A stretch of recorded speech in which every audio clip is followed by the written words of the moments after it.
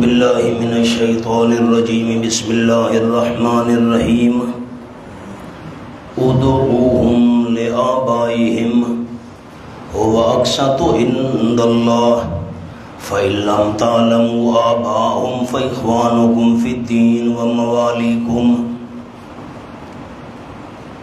ادعوہم بلایا کرو تم ان کو لآبائہم دراں لے کے نسبت کرنے والے ہو ان کے آبا کی طرف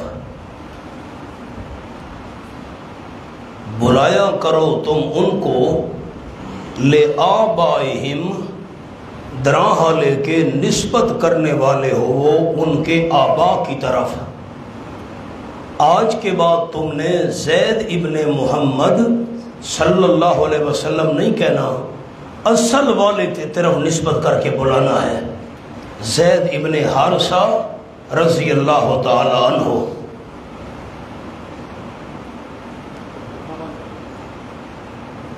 پھر جملہ عرض کرتا ہوں تم ان کو بلایا کرو جن کو تم نے منہ بولا بیٹا بنا لیا لآبائہم دراں لے کے نسبت کرنے والے ہو ان کے آبا کی طرف اصل والد کا نام لے کر دادا کا نام لے کر تم نے ان کو بلانا ہے آج کے بعد جس نے منہ بولا بیٹا بنایا ہوا ہے اس بندے کی نسبت سے نہیں بلانا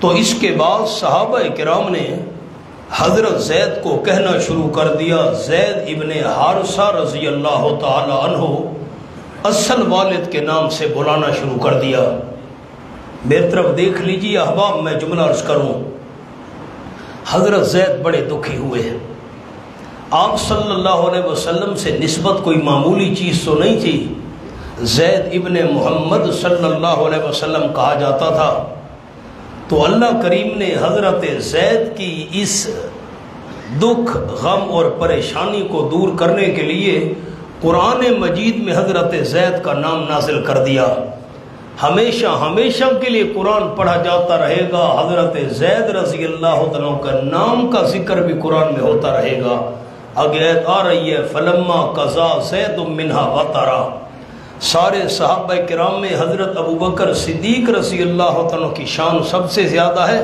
قرآن میں نام حضرت ابوبکر کا بھی نہیں ہے قرآن مجید میں نام صرف حضرت زید کا ہے دیکھیں جی ادعوہم لآبائہم اگر بندہ کسی کو منہ بولا بیٹا بنا لیتا تو اس کی وراثت میں وہ شریک ہوتا تھا اور اس کی جو بیوی ہے اگر یہ منہ بولا بیٹا اس کو طلاق دے دیتا یا فوت ہو جاتا تو اس کو حقیقی بہو سمجھ کر اس سے نکاح نہیں کیا جاتا فرمائے وہ سارا سلسلہ ختم ہے ادعوہم لآبائہم هو اقسط عند اللہ بلایا کرو تم ان کو دراں لے کے نسبت کرنے والے ہو ان کے آبا کی طرف وہ زیادہ انصاف والی بات ہے اللہ کریم کے نزدیک فَإِن لَمْ تَعْلَمُوا آبَاءَهُمْ اگر تم نہ جانو ان کے باپ دادا کو اگر تمہیں باپ دادا کے نام کا پتہ نہیں ہے پھر تو بھائی اور دوست کہہ کر بلاؤ پھر بھائی اور دوست کہہ کر بلاؤ یہ جزا مقدر ہے ان کی فَإِن لَمْ تَعْلَمُوا آبَاءَهُمْ پس اگر نہ جانو تم ان کے باپ دادا کو تو بھائی کہہ کر بلا لو دوست کہہ کر بلا لو کیوں علت فَإِخْوَانُكُمْ فِي الدِّينِ وَمَوَالِكُمْ پس بھائی ہیں تمہارے دین کے معاملے میں اور تمہارے دوست ہیں کسی کو منہ بولا بیٹا بنایا تم نے اس کے اصل والد کا نام لے کر اس کو بلانا ہے اگر والد کے نام کا پتہ نہیں ہے بھائی کہہ کر بلا لو دوست کہہ کر بلا لو لیکن اس بندے کی طرف نسبت نہیں کرنی جیسے زید ابن محمد صلی اللہ علیہ وسلم نہ لیس علیکم جناح نہیں تمہارے اوپر کوئی گناہ فیما اخطأتم بہ اس معاملے میں کہ غلطی کرو تم اس کے ساتھ غلطی سے منہ سے نکل گیا فلاں کا بیٹا جیسے کہا کرتے تھے نا زید ابن محمد صلی اللہ علیہ وسلم میں اللہ نے منع کر دیا لیکن منہ پر جو لفظ چڑھا ہوا ہے اگر غلطی سے نکل بھی گیا نا کوئی گناہ نہیں ہے وَلَٰكِن مَا تَعَمَّدَتْ قُلُوبُكُمْ، لیکن وہ جو جان بوجھ کر کرے تمہارے دل، جان بوجھ کر کرو گے پھر گناہ ہوگا۔ وَكَانَ اللَّهُ غَفُورًا رَحِيمًا، اور ہے اللہ کریم بخشنے والا مہربان۔ اگر جان بوجھ کر تم نے کہا نا زید ابن محمد صلی اللہ علیہ وسلم، غلطی سے نکل گئی تو معاف ہے، جان بوجھ کر کہا اس میں گناہ ہوگا، لیکن استغفار کے بعد وہ بھی میں اللہ معاف کر دوں گا۔ یقین اور ہے اللہ کریم بخشنے والا مہربان۔ النبی اولا بالمؤمنین من انفسہم، سورت کے شروع میں دوست دیکھ لیں میں نے کیا لکھوایا تھا، مومنوں کو کتنے خطاب ہیں؟ نہیں، آپ سارے بتائیں گے تو میں آگے چلوں گا۔ مومنوں کو کتنے خطاب ہیں؟ یہ پہلا خطاب ہے، لکھ لیں، خطاب نمبر 1 برائے مؤمنین، یہ مومنوں کو پہلا خطاب ہے۔ النبی اولا بالمؤمنین من انفسہم وازواجہ امہاتہم، مومنوں کو پہلا خطاب۔ اب ذرا حاشیے پر اس خطاب کا خلاصہ آپ کو لکھوا دینا چاہتا ہوں، بالکل سامنے حاشیے پر اس خطاب کا خلاصہ لکھ لیں۔ اے مومنو، نبی صلی اللہ علیہ وسلم نے رسم توڑی ہے، تم نبی صلی اللہ علیہ وسلم اور ازواج کی بے حرمتی نہ ہونے دینا،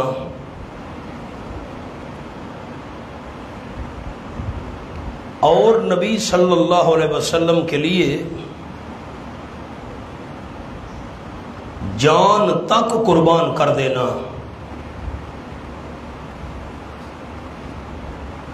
بس النبی اولا بالمؤمنین من انفسہم، جو جملہ میں نے لکھوایا ہے میں آپ کو پڑھ کر سنا دیتا ہوں۔ اے مومنو، نبی صلی اللہ علیہ وسلم نے رسم توڑی ہے، میری طرف دیکھیے تو کون سی رسم توڑی ہے؟ حضرت زید رضی اللہ تعالیٰ عنہ نے جب بی بی زینب کو طلاق دی، اللہ نے نکاح بی بی زینب کے ساتھ پڑھا دیا عرشوں پر، بی بی زینب آپ کی بیوی بن کر گھر آ گئی، جو منہ بولا بیٹے حقیقی بیٹا نہیں ہوتا، نبی نے رسم توڑ دی ہے۔ اے مومنو، نبی صلی اللہ علیہ وسلم نے رسم توڑی ہے، تم نبی صلی اللہ علیہ وسلم اور ازواج کی بے حرمتی نہ ہونے دینا، اور نبی صلی اللہ علیہ وسلم کے لیے اپنی جان تک قربان کر دینا۔ ایسا نہ ہو کوئی نبی کی بیویوں پر انگلی اٹھائے، زینب تو بہو تھی یار، یہ کیسے سسر کے نکاح میں آ گئی، آپ تو اس کے سسر، خبردار، نبی کی بیویوں پر، نبی صلی اللہ علیہ وسلم پر کوئی داغ نہ لگنے دینا، جان قربان کر دینا نبی کے لیے۔ النبی اولا، نبی صلی اللہ علیہ وسلم اولا زیادہ حقدار ہیں، بالمومنین، سات ایمانداروں کے، من انفسہم، ان ایمانداروں کی جانوں سے بھی۔ پھر معنی کرتا ہوں، غور کریں۔ النبی اولا بالمؤمنین من انفسہم، نبی صلی اللہ علیہ وسلم مومنوں سے ان کی جانوں سے بھی زیادہ حق رکھتے ہیں۔ مومنوں کا اپنی جانوں کا اتنا حق نہیں ہے جتنا مومنوں پر نبی کا حق ہے۔ مولانا مقام حل ہو گیا علماء کے نہیں ہوا، مومنوں کا اپنی جانوں کا ان پر اتنا حق نہیں ہے جتنا مومنوں پر نبی کا حق ہے۔ نمبر 2، ازواجہ امہاتہم، اور بیویاں نبی صلی اللہ علیہ وسلم کی مائیں ہیں ایمان والوں کی، مائیں ہیں ایمان والوں کی۔ نیچے لفظ لکھ لیں، حرمت نکاح اور تعظیم میں نبی کی بیویاں مائیں ہیں مومنوں کی، امہات المومنین، لیکن کس لحاظ سے مائیں ہیں؟ حرمت نکاح میں، جیسے والدہ سے نکاح نہیں ہو سکتا، پیغمبر کی بیوی سے بھی تمہارا نکاح نہیں ہو سکتا۔ نمبر 2، جیسے حقیقی والدہ کی عزت اور تعظیم کرنا فرض ہے، نبی کی بیویوں کی تعظیم کرنا بھی فرض ہے۔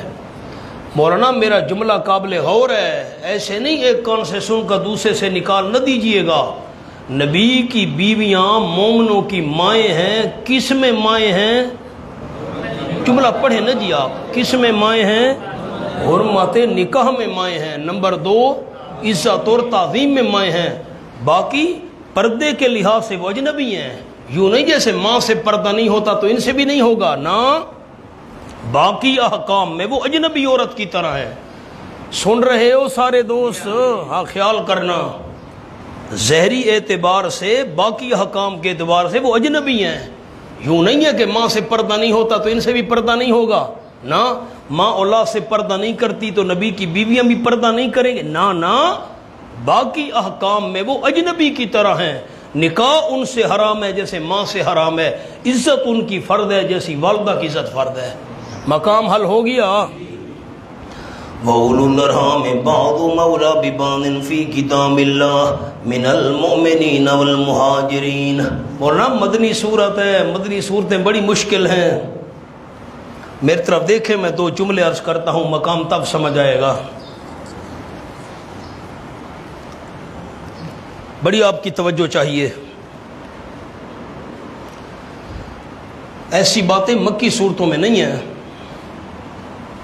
مہاجرین جب ہجرت کر کے مدینہ طیبہ پہنچے تو آپ صلی اللہ علیہ وسلم نے ایک مہاجر اور ایک انصاری کو آپس میں بھائی بھائی بنا دیا۔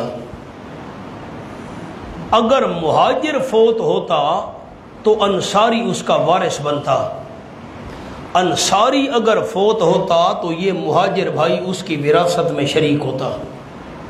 ایک بات حل ہو گئی۔ دوسری بات، یا 2 انصاری اور مہاجر ہیں، انہوں نے آپس میں برادری بنا لی، دوستی بنا لی، تو ان میں سے کوئی ایک فوت ہوتا، دوسرا اس کی وراثت میں شریک ہوتا۔ حالانکہ رشتہ دار تو نہیں تھے، یہ تو مہاجرین مکہ سے آئے تھے، وہ مدینہ طیبہ کے انصار تھے۔ اگلی بات غور سے سنیے گا۔ ایک مہاجر صحابی ہجرت کر کے مدینہ طیبہ پہنچا۔ مثال کے طور پر والد ہے، اس نے ہجرت کی اور مدینہ طیبہ پہنچ گیا۔ اس کا جو بیٹا ہے وہ صحابی ہے، لیکن ابھی اس نے ہجرت نہیں کی اور وہ مکہ شریف میں ہے۔ یہ جو والد مہاجر صحابی ہے، یہ مدینہ طیبہ میں ہجرت کر کے گیا اور کچھ عرصے بعد وہاں فوت ہو گیا۔ اب بیٹا جو ہے صحابی وہ مکے میں ہے، ابھی ہجرت نہیں کی، وہ اس کا وارث نہیں بنتا تھا۔ کیوں وارث نہیں بنتا تھا؟ ابھی ہجرت جو نہیں کی۔ الٹ کرتا ہوں، والد ہے وہ ابھی مکہ شریف میں ہے، صحابی ہجرت نہیں کی، بیٹا ہجرت کر کے مدینہ شریف پہنچ گیا۔ اب بیٹا فوت ہو گیا، اس نے مال چھوڑا ہے، تو یہ جو والد تھا یہ اس کی وراثت میں شریک نہیں ہو سکتا تھا، بھئی ابھی ہجرت نہیں کی۔ اگر اس مدینہ شریف میں فوت ہونے والے مہاجر کا کوئی دور کا رشتہ دار رہتا ہے، اس نے ہجرت کی ہے دور کا، اب دیکھیں نا، بیٹا مکے میں ہے، والد مکے میں ہیں صحابی، ہجرت نہیں کی، وہ وارث نہیں بن رہے۔ لیکن ایک دور کا رشتہ دار ہے، وہ مدینہ شریف میں ہجرت کر کے پہنچا ہوا ہے، وہ فوت ہونے والے کا وارث بن رہا ہے۔ یہ طریقہ جاری تھا، لیکن اس آیت کے نازل ہونے کے بعد یہ جو آیت ابھی ہم پڑھیں گے، اس آیت کے نازل ہونے کے بعد یہ سلسلہ ختم ہو گیا۔ میری طرف دیکھ کر پہلے جملہ سن لیں۔ اللہ نے فرمایا ایک مہاجر ایک انصاری آپس میں بھائی بھائی بنے ہوئے ہیں، ایک فوت ہو جاتا دوسرا اس کی وراثت میں شریک ہوتا، آئندہ سے نہیں ہوگا، وارث صرف رشتہ دار بنے گا۔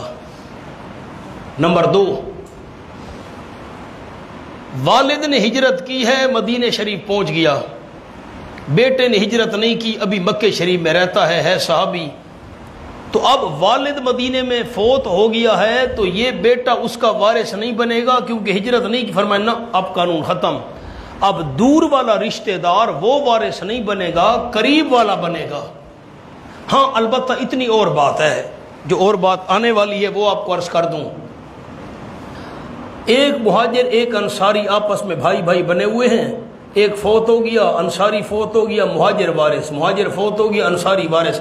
اب یہ سلسلہ ختم ہے، بھائی رشتہ دار وارث بنیں گے۔ ہاں مہاجر فوت ہو رہا ہے، میری طرف دیکھیے گا، مہاجر مدینہ شریف میں فوت ہو رہا ہے، اس نے اپنے رشتہ داروں کو بلایا، گھر والوں کو بلایا، گھر والوں اب جو میرا انصاری بھائی ہے نا وہ وراثت میں تو شریک نہیں ہو سکتا، اللہ نے منع کر دیا، وارث تو رشتہ دار بنیں گے، یار میں اتنا مال اور جائیداد تو چھوڑ کر جا رہا ہوں، کچھ نہ کچھ یار اس کو بھی حصہ دے دینا۔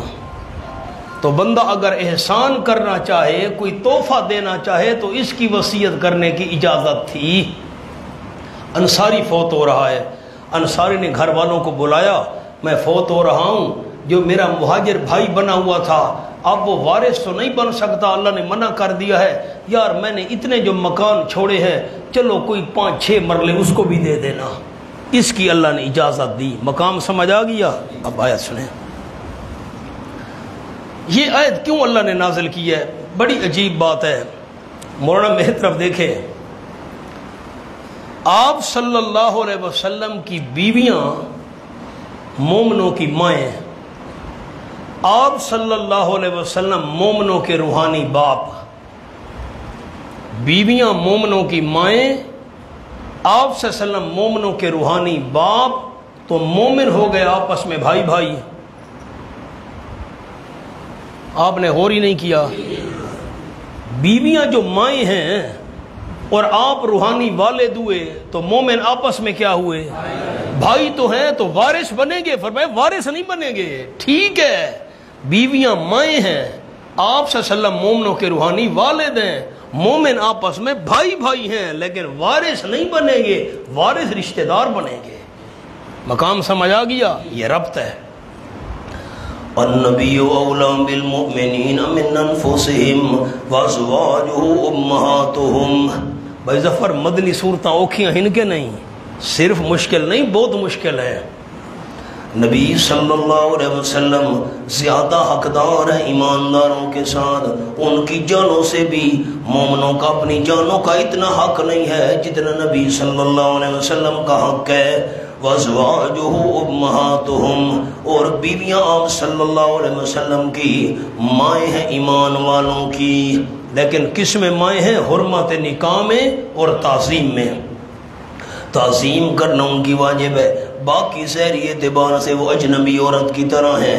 جب بیویاں مائیں ہیں، نبی صلی اللہ علیہ وسلم روحانی باپ ہیں، تو مومن آپس میں بھائی بھائی ہیں، تو ایک دوسرے کے وارث بھی بنیں گے۔ فرمایا نہیں، مومن بھائی بھائی تو ہیں، دینی بھائی ہیں، ایک دوسرے کے وارث نہیں بنیں گے، وارث صرف رشتہ دار بنیں گے۔ وَأُولُو الْأَرْحَامِ، اور رشتہ دار بعضهم اولا ببعض، بعض ان کے زیادہ حقدار ہیں بعض کے ساتھ، فی کتاب اللہ، اللہ کریم کے حکم شرعی میں۔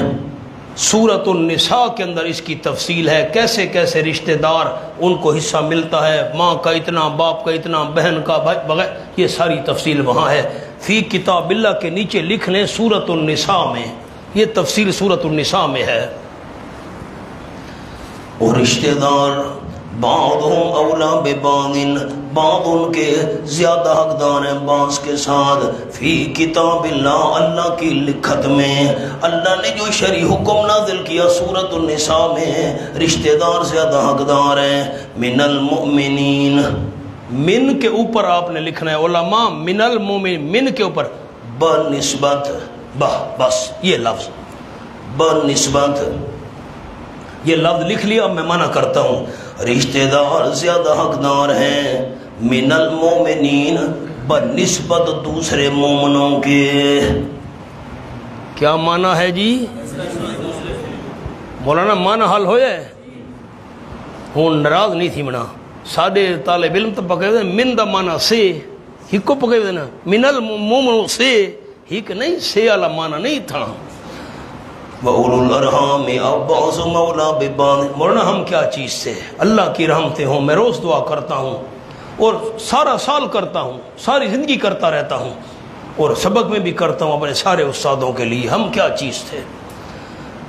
وَأُولُو الْأَرْحَامِ، رشتہ دار بعضهم اولا ببعض، بعض ان کے زیادہ حقدار ہیں بعض کے ساتھ، اللہ کی لکھت میں رشتہ دار زیادہ حقدار ہیں، من المومنین، بنسبت دوسرے مومنوں کے، والمہاجرین پر نسبت مہاجرین کے، مہاجرین مومنین کی نسبت رشتہ دار زیادہ حقدار ہیں، ان کی وراثت آپس میں چلے گی۔ ہاں اللہ بمانا لیکن ان تفعلوا، یہ کہ کرو تم، الی اولیائکم، اپنے دوستوں کی طرف، معروفاً کوئی احسان۔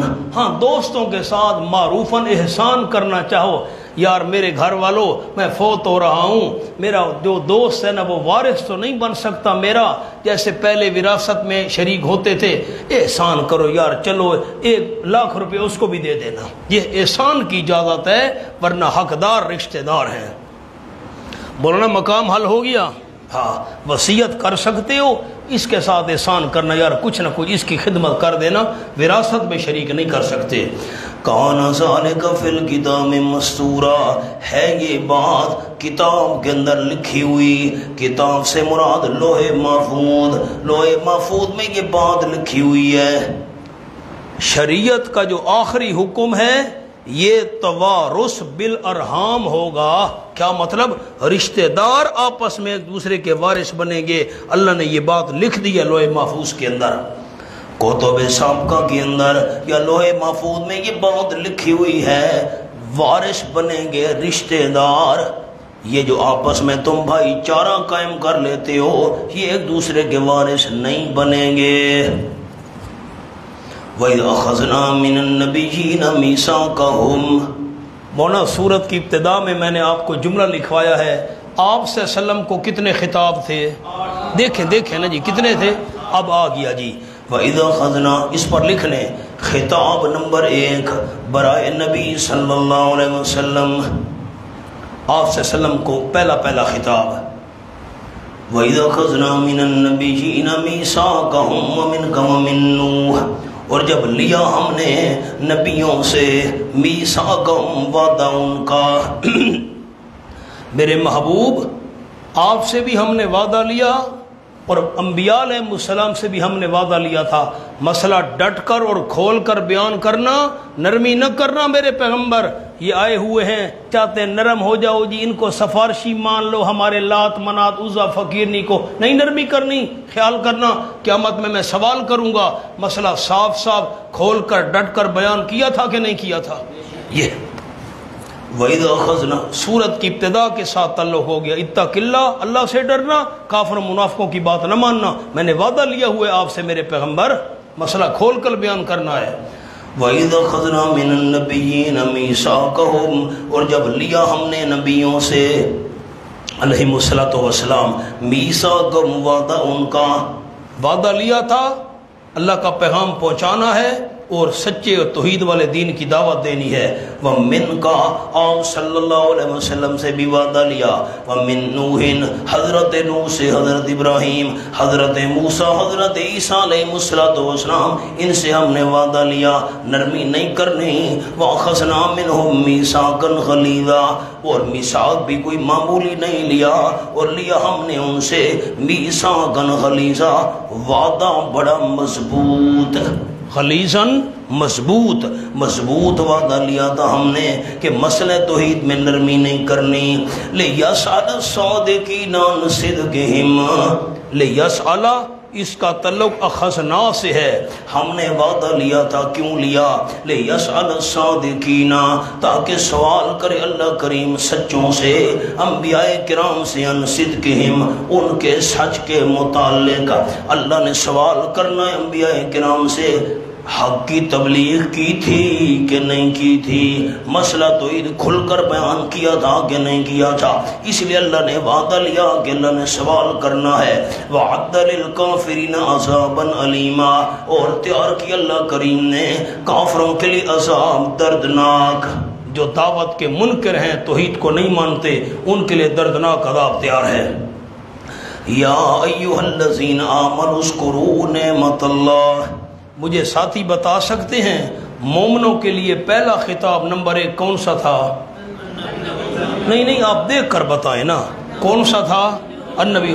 اب یا ایھا الذین آمنوا اس پر لکھیں خطاب نمبر 2 برائے مؤمنین، یہ مومنوں کو دوسرا خطاب ہے۔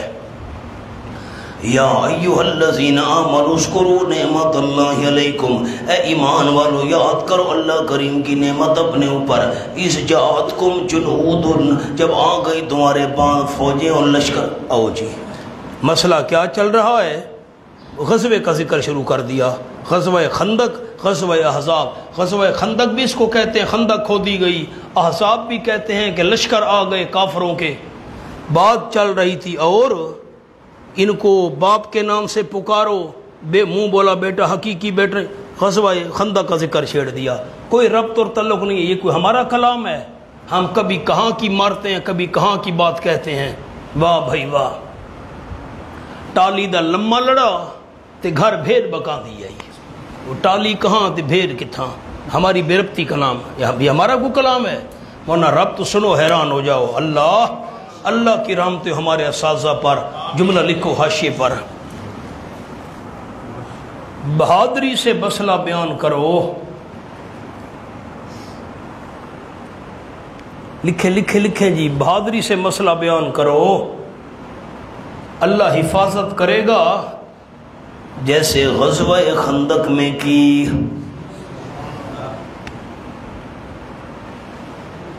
بہادری سے مسئلہ بیان کرو، اللہ حفاظت کرے گا جیسے غزوہ خندق میں کی۔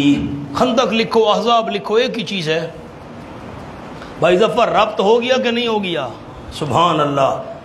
ہم نے خیرات میں یہ پھول نہیں پائے ہیں، ہم نے خیرات میں یہ پھول نہیں پائے ہیں، خون دل صرف کیا ہے تو بہار آئی ہے۔ ورنہ بڑی محنتیں لگی ہیں ہماری، ایسے نہیں۔ یا ایھا الذین، مجھے ربط سنائیں تو مجھے خوشی ہو۔ بات اور چل یار کمال ہے یار، بات اور چل رہی ہے، اللہ نے ذکر غزوہ خندق کا چھیڑ دیا۔ ربط کیا ہے؟ بہادری سے مسئلہ بیان کرو، اللہ حفاظت کرے گا جیسے غزوہ خندق میں کی۔ یا ایھا الذین آمنوا، بزدل نہیں بننا میرے پیغمبر، مومنو خیال کرنا، کافروں کی بات نہیں ماننا جن کو سفارشی باندھ لو۔ یا ایھا الذین آمنوا، میں نے عرض کیا تھا 6 دن میں خندق کھودی گئی، 10 صحابہ کی ڈیوٹی تھی، 10 گز زمین تم نے کھودنی ہے، 4.5 میل وہ لمبی تھی، 15 فٹ گہری تھی، 30 فٹ چوڑی تھی۔ میں نے سورت کے شروع میں آپ کو بتا دیا۔ ایک اور بات عرض کرتا ہوں، میری طرف دیکھ لیں، وہ بات آگے آنے والی ہے۔ تو حضرت جابر رضی اللہ تعالیٰ بیان کرتے ہیں، اچھا عجیب بات یہ ہے نا کہ خندق کھودنے کا مشورہ دیا تھا حضرت سلمان فارسی رضی اللہ تعالیٰ نے، اور جو پتھر کی چٹان نکل آئی اور ٹوٹتی نہیں تھی، وہ بھی حصہ وہی تھا جو حضرت سلمان فارسی کے حصے میں تھا۔ چٹان بھی انہی کے جگہ میں نکل آئی، اور صحابہ بھی تھے، 10 صحابہ جو تھے۔ حضرت جابر کہتے ہیں، ہم نے کہا حضرت وہ تو چٹان نکل آئی ہے، ٹوٹتی نہیں ہے۔ آپ نے فرمایا کدال مجھے دو، کئی کدال۔ سبحان اللہ، حدیث پاک میں آیا، آپ نے بسم اللہ پڑھی، بسم اللہ، کدال باری۔ حضرت جابر کہتے ہیں معلوم ہوتا ہے ریت تھی، وہ ایک حصہ چٹان کا ٹوٹ گیا۔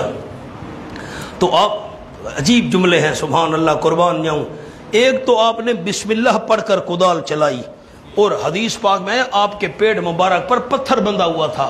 حضرت جابر کہتے ہیں 3 دن سے ہم نے کوئی چیز نہیں کھائی تھی، پیڑ پر پتھر، کدال ماری نا جب بسم اللہ پڑھ کر تو ایک حصہ ٹوٹا۔ آپ صلی اللہ علیہ وسلم نے فرمایا اللہ اکبر۔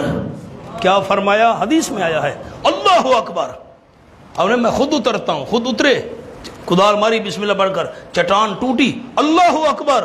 آپ نے فرمایا مجھ کو ملک شام کی کنجیاں عطا کر دی گئی ہیں، روشنی چمکی، مجھے ملک شام کی کنجیاں عطا کر دی گئی ہیں۔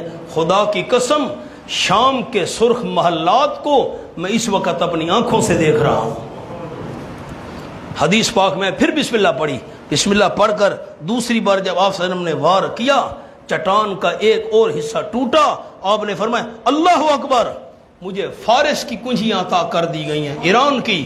میں مدائن کے قصر ابیض کو، سفید جو محل تھا کسرا کا، قصر ابیض، قصر محل کو کہتے ابیض سفید کو، جو کسرا کا قصر ابیض ہے نا، اس کو میں آنکھوں سے دیکھ رہا ہوں، ایک حصہ باقی ہے۔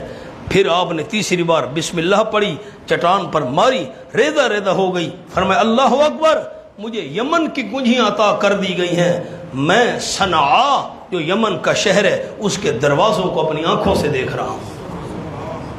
بس منافقوں نے تالیاں بجا دی، آہا ہا ہا ہا، تالیاں تو خیر میں کہہ رہا ہوں سمجھانے کے لیے۔ انہوں نے کہا واہ بھائی، حال یہ ہے کہ لشکر جب آپ پہنچے نا 10 سے لے کر 15,000 تک، حال یہ ہے، کہتے ہمیں شام کی کنجیاں اور یہ فارس اور اس کے محلات یہ وہ، ہمارا حال یہ، پیغمبر یہ خوشخبریاں دے رہا تھا میری امت یہ فتح کرے گی فارس کو، یمن کو وغیرہ وغیرہ، حال ہمارا یہ ہے، ہم پریشان ہیں، قضاء حاجت کے لیے باہر نہیں جا سکتے، یہ کہتے ہمیں شام ملے گا، یمن ملے گا، فارس ملے گا، یہ بات آ رہی ہے دیکھنا۔ یا ایھا الذین آمنوا، 4 یا 5 ہجری کو یہ غزوہ ہوا تھا، غزوہ خندق، غزوہ احزاب۔ اے ایمان والو یاد کرو اللہ کریم کی نعمت اپنے اوپر، اس جاءتکم جنود، جب آ گئے تمہارے پاس کئی لشکر، جند اس کی جمع جنود، کئی لشکر، ابو سفیان کا لشکر، یہود بنو قریظہ، بنو نذیر، بنو غطفان، سارے قبیلے اکٹھے ہو گئے، 10 سے لے کر 15,000۔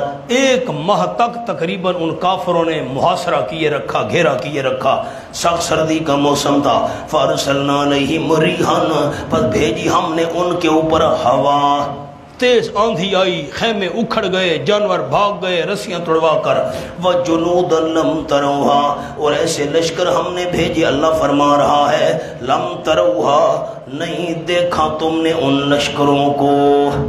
جنودن اس کے نیچے فرشتے لکھ لو، فرشتوں کے لشکر اللہ نے بھیجے تھے، وہ لڑے نہیں تھے، کفار پر روب ڈالنے کے لیے آئے تھے، یہ خیال کرنا۔ غزوہ احزاب میں فرشتے لڑے نہیں تھے، روب ڈالنے کے لیے آئے تھے۔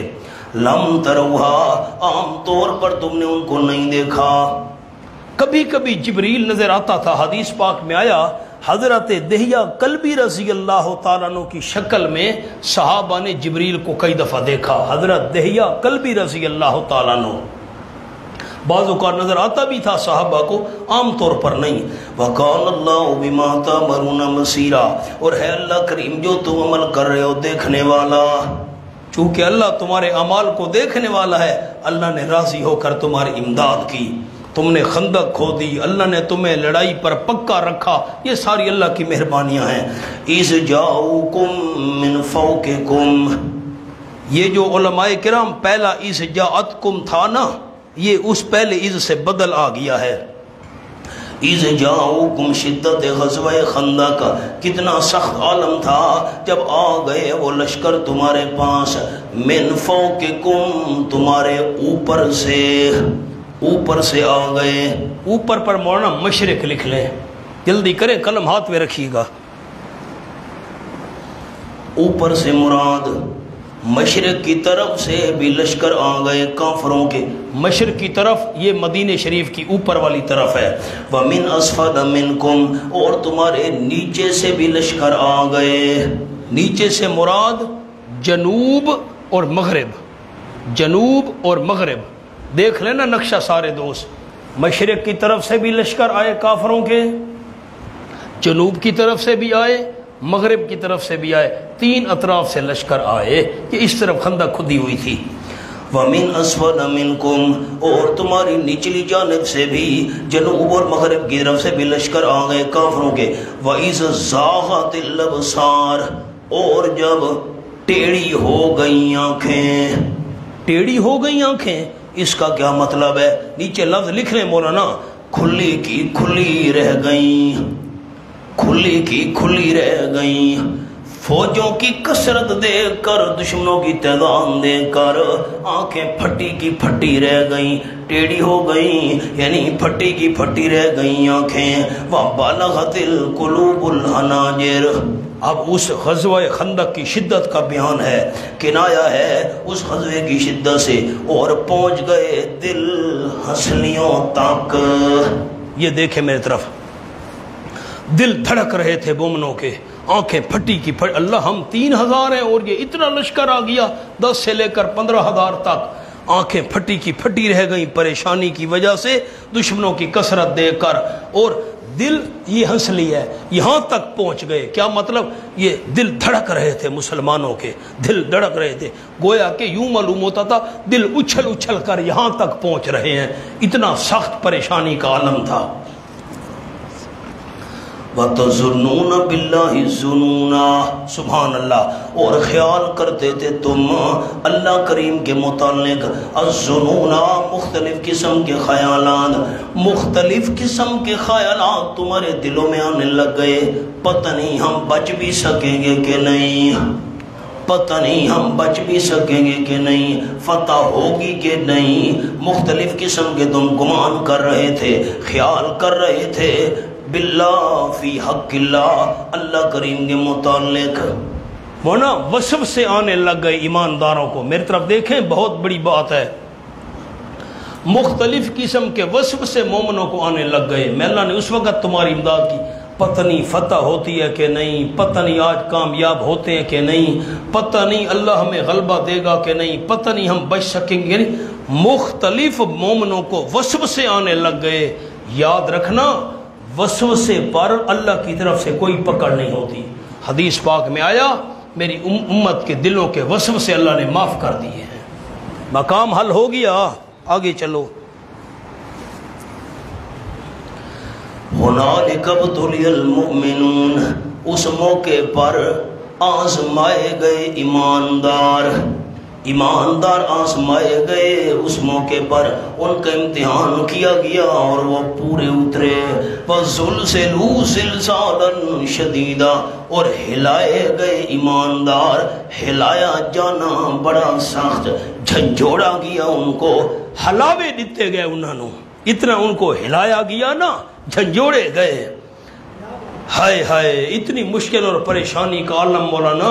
ایک طرف 15,000 ہو، مسلح لشکر ہو، اور بندہ اپنے دفاع کے لیے گڑھا کھود لے، مقابلہ کرنے کی آمنے سامنے طاقت ہی بندے کی نہ ہو، کیا انسان کی کیفیت ہوگی. زلزلوا زلزالا شدیدا، اور ہلائے گئے ایماندار، ہلایا جانا بڑا. ایسے وقت میں جب میں اللہ نے تمہارا ساتھ نہیں چھوڑا تھا، اب تمہارا ساتھ کیسے چھوڑ سکتا ہوں. نرم نہیں ہونا مسئلہ توحید میں. وَإِذْ يَقُولُ الْمُنَافِقُونَ وَالَّذِينَ فِي قُلُوبِهِم مَّرَضٌ، بیان صفات منافقین. منافقوں کی صفتیں شروع کر دی. منافق جو ہے نا، یہ حالات دیکھ کر نا مختلف قسم کی باتیں کر رہے تھے تاکہ مسلمانوں کے اندر بددلی پیدا ہو اور میدان چھوڑ کر بھاگ جائیں. منافقوں کی باتیں سنو، ان کی شرارت کا ذکر.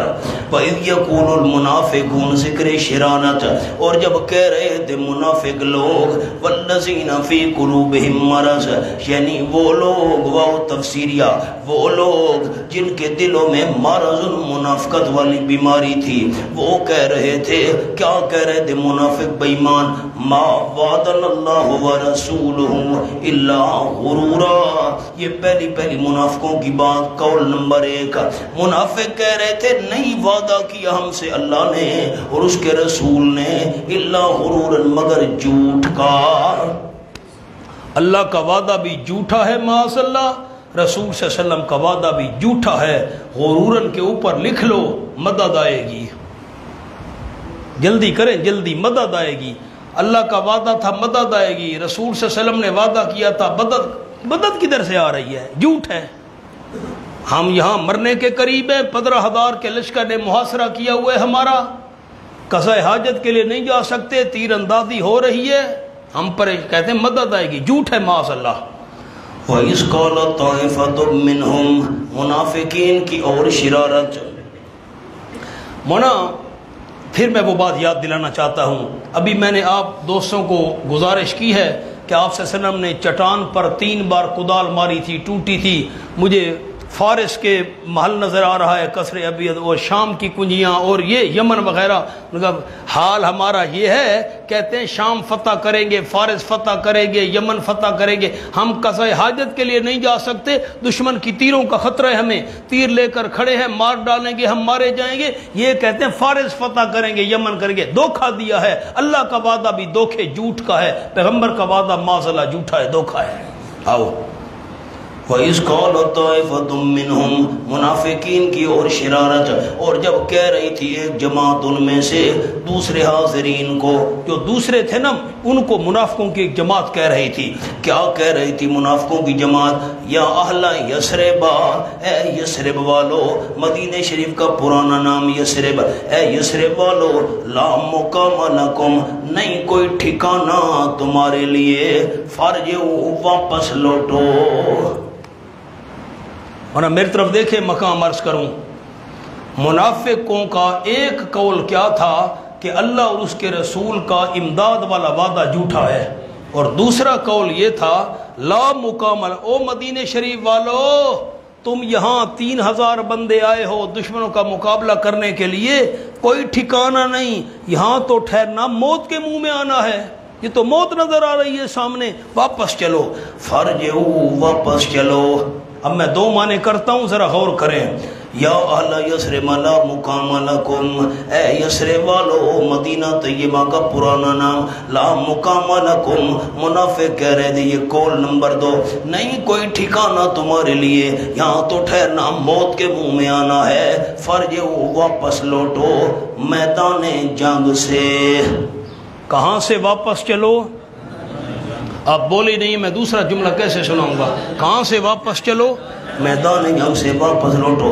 دوسرا معنی سنو، فارجعوا، یہاں کوئی ٹھکانہ نہیں تمہارے لیے، واپس لوٹو شرک والے دین میں، دوبارہ شرک والا دین اختیار کر لو. منافق کہہ رہے تھے مدینہ شریف والوں سے. وَيَسْتَأْذِنُ فَرِيقٌ مِّنْهُمُ النَّبِيَّ، اور اجازت مانگتی تھی ایک جماعت ان میں سے نبی صلی اللہ علیہ وسلم سے. منافقوں کی ایک جماعت آپ صلی اللہ علیہ وسلم نے اجازت مانگ رہی تھی. یقولون، کہہ رہے تھے، تیسری بات کیا کہہ رہے تھے؟ اِنَّ بُیُوتَنَا عَوْرَىٰ، یقیناً ہمارے گھر خالی ہیں. حضرت ہمارے گھر خالی ہیں، یہ تو بڑا لشکر آ گیا ہے، ایسا نہ ہو کہ کوئی ہمارے بال بچوں کو بھی نقصان پہنچا جائے، ہمیں چھٹی دے دیں، ہم یہاں سے واپس مدینہ شریف شہر چلے جائیں. اِنَّ بُیُوتَنَا عَوْرَىٰ، کہہ رہے تھے یقیناً ہمارے گھر خالی ہیں، صرف بال بچے رہ گئے ہیں، دیواریں قابل اطمینان نہیں ہیں. حضرت ہمیں چھٹی دے دو، ہم انتظام کر کے واپس آ جائیں گے. اللہ فرماتے ہیں ما ہی بعوراء، اللہ نے تردید کی، حالانکہ نہیں وہ خالی، گھر خالی نہیں ہے، ان کو بھی پتہ ہے جھوٹ بول رہے ہیں.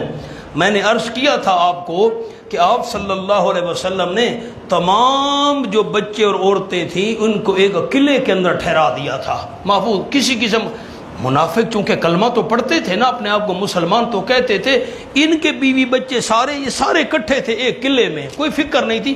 جھوٹ، بے ایمانی، بھاگنے کا پروگرام. یریدون الا فرارا، نہیں چاہتے یہ مگر بھاگنا. یہ بھاگنا چاہتے اصل میرے پیغمبر. دعویٰ کیا اللہ نے فرارن، بھاگنے کا. اب دعوے کی دلیل، ولو دخلت علیہم من اقطارها ثم سئلوا الفتنة لآتوها وما تلبسوا بها الا يسيرا. میری طرف دیکھیں، پہلے میں آیت سمجھا دوں پھر معنی کروں گا.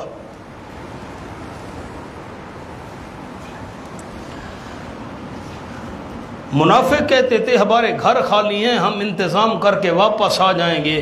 منافقوں کے گھر خالی تھے، کوئی انتظام وغیرہ نہیں تھا نا، تو یہ کیوں کہہ رہے تھے؟ بھاگنا چاہتے تھے. اللہ فرماتے ہیں یہ دعویٰ ہے کہ یہ بھاگنا چاہتے ہیں، دشمنوں سے جنگ نہ کرنی پڑے، مجبوراً آنا تو ان کو پڑا. کلمہ جو پڑھتے تھے، مسلمان جو کہتے تھے، ساتھ تو شامل ہونا تھا، اب بھاگنا چاہتے ہیں.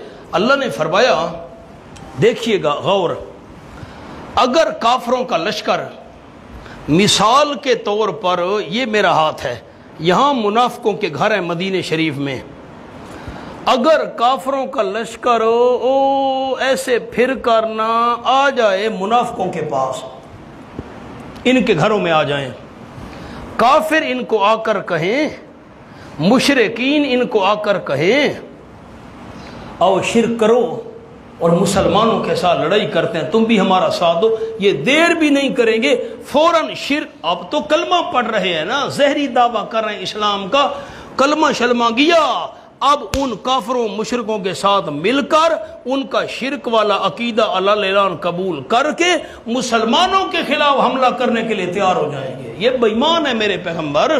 ہاں وَلَوْ دُخِلَتْ عَلَيْهِمْ مِنْ أَقْطَارِهَا، اگر داخل کیا جائے کفار کا لشکر ان پر من أقطارها، مدینہ شریف کے کناروں سے، اگر یہ مشرکین مدینہ کے اطراف سے آئے ہوئے ہوتے، ان منافقوں کے گھروں میں داخل ہوتے، ثُمَّ سُئِلُوا الْفِتْنَةَ، پھر مانگے جاتے یہ منافق فتنہ، مسلمانوں سے لڑائی کرو، شرک کرو۔ فتنہ کے اوپر لکھ لیں شرک، نمبر 2 قتال، قتال کہتے ہیں لڑائی کو۔ ثُمَّ سُئِلُوا الْفِتْنَةَ، پھر مانگے جاتے یہ منافقین شرک۔ کافر ان کو آ کر کہتے ان کے گھروں میں شرک کرو، یہ دیر بھی نہ کرتے، کافر کہتے او مسلمانوں سے لڑائی کرو، قتال کرو، یہ دیر نہ کرتے، مانگے جاتے فتنہ، لَآتَوْهَا، البتہ آتے منافق اس فتنے کو فوراً قبول کر لیتے، شرک، مسلمانوں سے لڑائی کے لیے تیار ہو جاتے، وَمَا تَلَبَّسُوا بِهَا إِلَّا يَسِيرًا، اور نہ دیر کرتے وہ منافق اس فتنے کے ساتھ، إِلَّا يَسِيرًا، مگر تھوڑی، صرف کہنے کے محتاج تھے۔ مشرک اور کافر ان کو کہتے شرک قبول کرو، یہ کر لیتے، مسلمانوں سے لڑو، فوراً لڑائی کے لیے تیار ہو جاتے، صرف کہنے کی دیر تھی، یہ بھاگنا چاہتے ہیں۔ وَلَقَدْ كَانُوا عَهْدُ اللَّهِ مِنْ قَبْلُ لَا يُوَلُّونَ الْأَدْبَارَ وَكَانَ عَهْدُ اللَّهِ مَسْئُولًا۔ میری طرف دیکھیں، میں پہلے بات عرض کر دوں پھر معنی کروں گا، ایسے سمجھ نہیں آئے گی۔ بدر کے میدان میں جب آپ صلی اللہ علیہ وسلم گئے تھے 2 ہجری کو، بیٹا میری طرف دیکھیے، مقام نہیں سمجھ آئے گا، مشکل صورت ہے۔ بدر کے میدان میں جب آپ صلی اللہ علیہ وسلم گئے تھے، 313 صحابہ تھے، 1000 کافر تھے، تو اللہ نے فتح دی، بہت زیادہ مال غنیمت صحابہ کرام کے ہاتھ آیا۔ منافقوں نے انگلیاں کاٹی، ہائے ہائے، اوہو، یہ تو ہم بدر میں جانے سے رہ گئے، اگر ہم بدر کے میدان میں گئے ہوتے ہمیں بھی بڑا مال ملتا۔ اچھا، آپ سلم کے پاس آ گئے، حضرت اب تو اس مرتبہ ہم بدر کے میدان میں نہیں جا سکے نا، ہنگامی طور پر یہ پروگرام بنا اور 313 صحابہ ساتھ گئے، اب آئندہ جب بھی جہاد ہوا نا کافروں کے خلاف، مشرکوں کے خلاف، ہم سب سے آگے ہوں گے۔ اللہ نے فرمایا منافقو بے ایمانو، تم نے تو کہا تھا بدر کی جنگ کے بعد، اب بدر کی جنگ تو ہم سے رہ گئی، ہم نہیں جا سکے، اصل تو لالچ تھا نا مال کا، آئندہ جب جنگ ہوئی تو ہم جانیں لڑا دیں گے، تو اب یہاں غزوہ خندق سے کیوں بھاگنا چاہتے ہو؟ مقام حل ہوا؟ منع کروں۔ وَلَقَدْ قَالُوا عَهْدُ اللَّهِ مِنْ قَبْلُ، عہد شکنی کا بیان، البتہ تحقیق معاہدہ کیا تھا ان منافقوں نے اللہ سے بدر کی جنگ کے بعد۔ آہدو کے نیچے لکھ لیں بعد از بدر، بدر کی جنگ کے بعد انہوں نے اللہ سے معاہدہ کیا تھا۔ جو منافق بدر میں شریک نہیں ہوئے تھے نا، پھر مسلمانوں کی فتح دیکھ کر پچھتائے، ہائے ہم بھی ہوتے تو ہمیں بھی مال ملتا۔ البتہ تحقیق حالانکہ انہوں نے معاہدہ کیا تھا اللہ سے اس سے پہلے بدر کی جنگ کے بعد کہ لا یولون الادبار، نہیں پھیرے گے پیٹھوں کو، پیٹھ نہیں پھیریں گے دشمن سے مقابلے کے وقت، آئندہ اگر جنگ ہوئی تو ہم پیٹھ نہیں پھیریں گے۔ بدر کی جنگ کے بعد یہ وعدہ کیا تھا پیٹھ نہیں پھیریں گے، اب جب لشکر آ گئے ہیں، خندق کا موقع ہے جنگ کا، اب کیوں بھاگنا چاہتے ہو؟ وَكَانَ عَهْدُ اللَّهِ مَسْئُولًا، اور ہے وعدہ اللہ کریم کا پوچھا ہوا، اللہ پوچھے گا پورا کیا تھا کہ نہیں کیا تھا، اس قسم کا وعدہ اس کے بارے میں سوال ضرور ہوگا۔ قُلْ لَن يَنْفَعَكُمُ الْفِرَارُ، فرما دیجئے میرے محبوب صلی اللہ علیہ وسلم منافقوں، ہرگز نہیں فائدہ دے گا تم کو بھاگنا، تم یہاں خندق کی لڑائی سے بھاگ بھی جاؤ نا گھروں کو، کوئی فائدہ نہیں۔ ان فررتم من الموت، اگر تم بھاگنا چاہو موت سے، او القتل یا قتل سے، اگر بھاگ کر بچ بھی گئے تو بچ تو نہیں سکتے، موت تو آ کر رہنی ہے ایک نہ ایک دن۔ وَإِذَا لَا تُمَتَّعُونَ إِلَّا قَلِيلًا، اس وقت نہیں نفع دی جاؤ گے تم مگر بہت کم۔ چلو تم بھاگنا چاہتے ہو منافقو، دشمن کو دیکھ کر گھبرا گئے ہو، کہتے جی ہمارے گھر اکیلے ہیں، ہم مدینہ شریف میں نے عرض کی نا 5 کلومیٹر کا فاصلہ تھا غزوہ خندق والی جگہ کا مدینہ شریف سے، چلو بھاگ بھی جاؤ، موت سے تو نہیں بچ سکتے، ایک دن موت آنی نہیں ہے۔ اگر کوئی مجاہد ایماندار اس مقام پر شہید ہو گیا، شہادت کی موت ہے اس کے لیے۔ چلو اگر تم بھاگنا چاہتے ہو، موت سے ڈرتے ہو، تو موت تو ایک دن آ کر رہے گی۔ نفع جو ملنا ہے تمہیں زندگی کا وہ تھوڑا ہے، آخرت کے مقابلے میں دنیا تھوڑی ہے، موت تو ایک دن آنی، موت سے تو نہیں بچ سکتے۔ اور میدان جنگ سے بھاگنے والوں، موت سے کیسے بھاگ سکتے ہو؟ موت تو آ کر رہے گی۔ قل من ذا الذی یعصمکم من اللہ، فرما دیجیے میرے محبوب صلی اللہ علیہ وسلم۔ قل من ذا الذی، علماء کے لیے جملہ عرض کرتا ہوں، پہلی جو آیت کا مضمون ہے نا لن ینفعکم الفرار، اس آیت میں پہلی آیت کے مضمون کو نئے انداز میں تفصیلاً بیان کیا ہے۔ مضمون وہی ہے، انداز ذرا نیا ہے۔ اللہ کی قضاء و قدر کے آگے کسی کا بس نہیں چلتا۔ قل من ذا الذی یعصمکم من اللہ، فرما دیجیے میرے محبوب صلی اللہ علیہ وسلم، کون ہے وہ ذات جو بچائے گی تم کو اللہ سے؟ اللہ کی گرفت سے کون تمہیں بچائے گا؟ ان ارادہ بکم سوا، اگر ارادہ کرے تمہارے ساتھ اللہ کسی برائی کا، اللہ کسی برائی کا ارادہ کرے، کون تمہیں بچائے گا؟ او ارادہ بکم رحمہ، یا ارادہ کرے تمہارے ساتھ اللہ کسی رحمت کا، تو کون رحمت کو روک سکتا ہے؟ میں علماء کے لیے اصطلاح عرض کرنا چاہتا ہوں، میری طرف دیکھیں، پہلی دفعہ یہ بات آئی ہے۔ اصطلاحات تو بہت ساری تھیں، میں نے چیدہ اصطلاحات بیان کی تھیں، یہ عام دوستوں کے لیے بات نہیں ہے، ان کو سمجھ نہیں آئے گی شاید۔ کہتے ہیں عرب والے الفتھا طبنم و ماء باردا، الفتھا طبنن، میں نے کھلایا اس جانور کو چارہ، گھاس کھلایا، و ماء باردا، اور ٹھنڈا پانی۔ پھر کہتا ہوں، میں نے جانور کو الفتھا طبنن، میں نے جانور کو کھلایا گھاس، و ماء باردا، اور ٹھنڈا پانی۔ بھئی ٹھنڈا پانی کھلایا نہیں جاتا، ٹھنڈا پانی پلایا جاتا ہے۔ تو عرب والوں کی عادت ہے کہ ایک فعل کو حذف کر دیتے ہیں۔ عبارت یوں تھی، الفتھا طبنن، میں نے جانور کو گھاس کھلایا، وسقیتھا ماء باردا، اور میں ٹھنڈا پانی اس کو پلایا۔ اب علماء جو تشریف فرما ہیں، سقیتھا کو حذف کر دیا، یہاں بھی یہی انداز ہے۔ عبارت یوں تھی، آیت کو دیکھیں علماء، قل من ذا الذی یعصمکم من اللہ ان اراد بکم سوءا، تمہیں کون اللہ کی گرفت سے بچائے گا اگر اللہ تمہارے ساتھ ارادہ کرے کسی برائی کا۔ آگے او اراد بکم رحمہ، او اراد بکم رحمہ، عبارت تھی من ذا الذی یمنع عنکم الرحمہ، من ذا الذی یمنع عنکم الرحمہ۔ میں اردو میں لکھوا دیتا ہوں، بھائی دفعہ اردو میں آپ لکھ لیں اسی اراد بکم پر، کون تم سے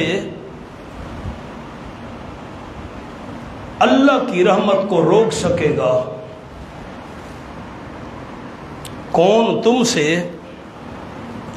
اللہ کی رحمت کو روک سکے گا؟ بس ان اراد بکم رحمہ، اگر تمہارے ساتھ اللہ رحمت کا ارادہ کرے، یوں عبارت تھی۔ کون رحمت کو روک سکے گا تم سے اگر ارادہ کرے اللہ تمہارے ساتھ رحمت کا؟ ولا یجدون لهم من دون اللہ ولیا ولا نصیرا، اور نہیں پائیں گے اپنے لیے اللہ کریم کے علاوہ کوئی حمایتی نہ کوئی مددگار۔ میں نے ولی اور نصیر کا فرق بھی عرض کیا تھا، ولی جو مصیبت آنے نہ دے، نصیر جو آئی ہوئی مصیبت کو ہٹا دے۔ کوئی ایسا نہیں جو مصیبت آنے نہ دے، جو آئی ہوئی مصیبت کو ہٹا دے، نانا کوئی ولی اور کوئی نصیر نہیں پائیں گے. ولا یجدون لهم من دون اللہ ولیا ولا نصیرا, نہیں پائیں گے اپنے لیے اللہ کریم کے علاوہ کوئی ولی حمایتی جو نفع پہنچائے, ولا نصیرا نہ مددگار جو نقصان سے بچائے. قد یعلم اللہ المعوقین منکم, یہ منافقوں پر زجر ہے. اللہ نے ڈانٹا منافقوں کو تاکہ جانتا ہے اللہ کریم المعوقین روکنے والوں کو, المعوقین روکنے والوں کو جو دوسروں کو جہاد سے روک رہے ہیں. اللہ جانتا ہے منکم تم میں سے, والقائلین لاخوانہم اور کہنے والوں کو بھی اللہ جانتا ہے. کہنے والے لاخوانہم واسطے اپنے بھائیوں کے, اپنے بھائیوں کو کہہ رہے ہیں جو ان کے نسبی بھائی ہیں, رشتہ دار جو ان کے وطنی بھائی ہیں, مدینہ شریف میں رہنے والے. ہونا میری طرف دیکھو پھر عرض کروں بات. منافق تو تھے اندر سے کافر, اوپر سے کلمہ پڑھتے تھے, تو یہ صحابہ کرام کے دینی بھائی ہو سکتے تھے؟ دینی بھائی نہ, یہ صحابہ کرام کے نسبی بھائی تھے, وطنی بھائی تھے, رشتہ دار لگتے تھے مثلا, یا وطن اور علاقہ ایک تھا. تو لاخوانہم سے مراد آپ کو یاد ہے ہم نے سورۃ شعراء میں اس پر بحث کی تھی. حضرت صالح علیہ السلام کو اللہ نے سمود کا بھائی کہا تھا. اب صالح علیہ السلام کا مذہب اور تھا, توحید والا قوم جو تھی ان کا مذہب تو شرک والا تھا, تو اللہ نے بھائی کیوں کہا؟ وطنی بھائی, نسبی بھائی. یہاں بھی وہی ہے قد یعلم اللہ المعوقین منکم, تاکہ جانتے اللہ کریم روکنے والوں کو تم میں سے جو دوسروں کو لڑائی سے روک رہے ہیں. والقائلین اور کہنے والوں کو بھی اللہ جانتا ہے. لاخوانہم اپنے بھائیوں کو کہنے والے, وطنی بھائیوں کو کہنے والے, کیا کہنے والے؟ ہلم الینا, آؤ ہماری طرف, چھوڑو چھوڑو جہاد کو. ولا یاتون الباس الا قلیلا, بیان جبن ان کی بزدلی کا بیان سنو, نہیں آتے یہ منافق لڑائی کو الا قلیلا مگر بہت کم, بس نام لکھوانے کے لیے, نام دکھانے کے لیے, نام کے لیے آ جاتے ہیں. دشمنوں کا لشکر آیا ہوا ہے, صحابہ ڈٹے ہوئے, منافق جو تھے نا چکر لگا جاتے تھے, مقابلے کھلوتے ہاں وہ تکڑے تھی وہ اساں میں دے پائیں السلام علیکم ٹھیک, وہ نام کے لیے آتے ہیں, چکر شکر لگا گئے پھر گئے. یہ اشحتن علیکم, یہ ان کے بخل کا بیان, بڑے بخیل ہیں تم پر. منافق اشحتن علیکم, بڑے بخیل ہیں تم پر. ہر وقت ان کو یہ فکر رہتی ہے کہ تم پر خرچ نہ کرنا پڑ جائے, ان کو ہر وقت فکر رہتی ہے. اور یہ بھی بڑے بخیل ہیں, یہ بھی ان کو فکر رہتی ہے سارا دشمنوں کا مال جو وصول ہونا ہے نا, مال غنیمت, کہیں سارا مسلمان نہ سمیٹ کر لے جائیں, سادہ حصہ کنے ویسی. بڑے بخیل ہیں. فیضا جال خوف, منافقین پر خوف کا اثر جس وقت آج, اب مجبوراً اگر ان کو جہاد میں شریک ہونا پڑے نا منافقوں کو, بڑا بخل کر دے, کوشش ان کی یہ ہوتی ہے جہاد میں ایک پیسہ خرچ نہ کرنا پڑے, کوشش ان کی یہ ہوتی ہے ہمیں ایک کانٹا بھی نہ چبھنے پائے, ہماری جان اور مال کا نقصان نہ ہو, ایک پیسہ جہاد میں خرچ نہیں کرنا چاہتے.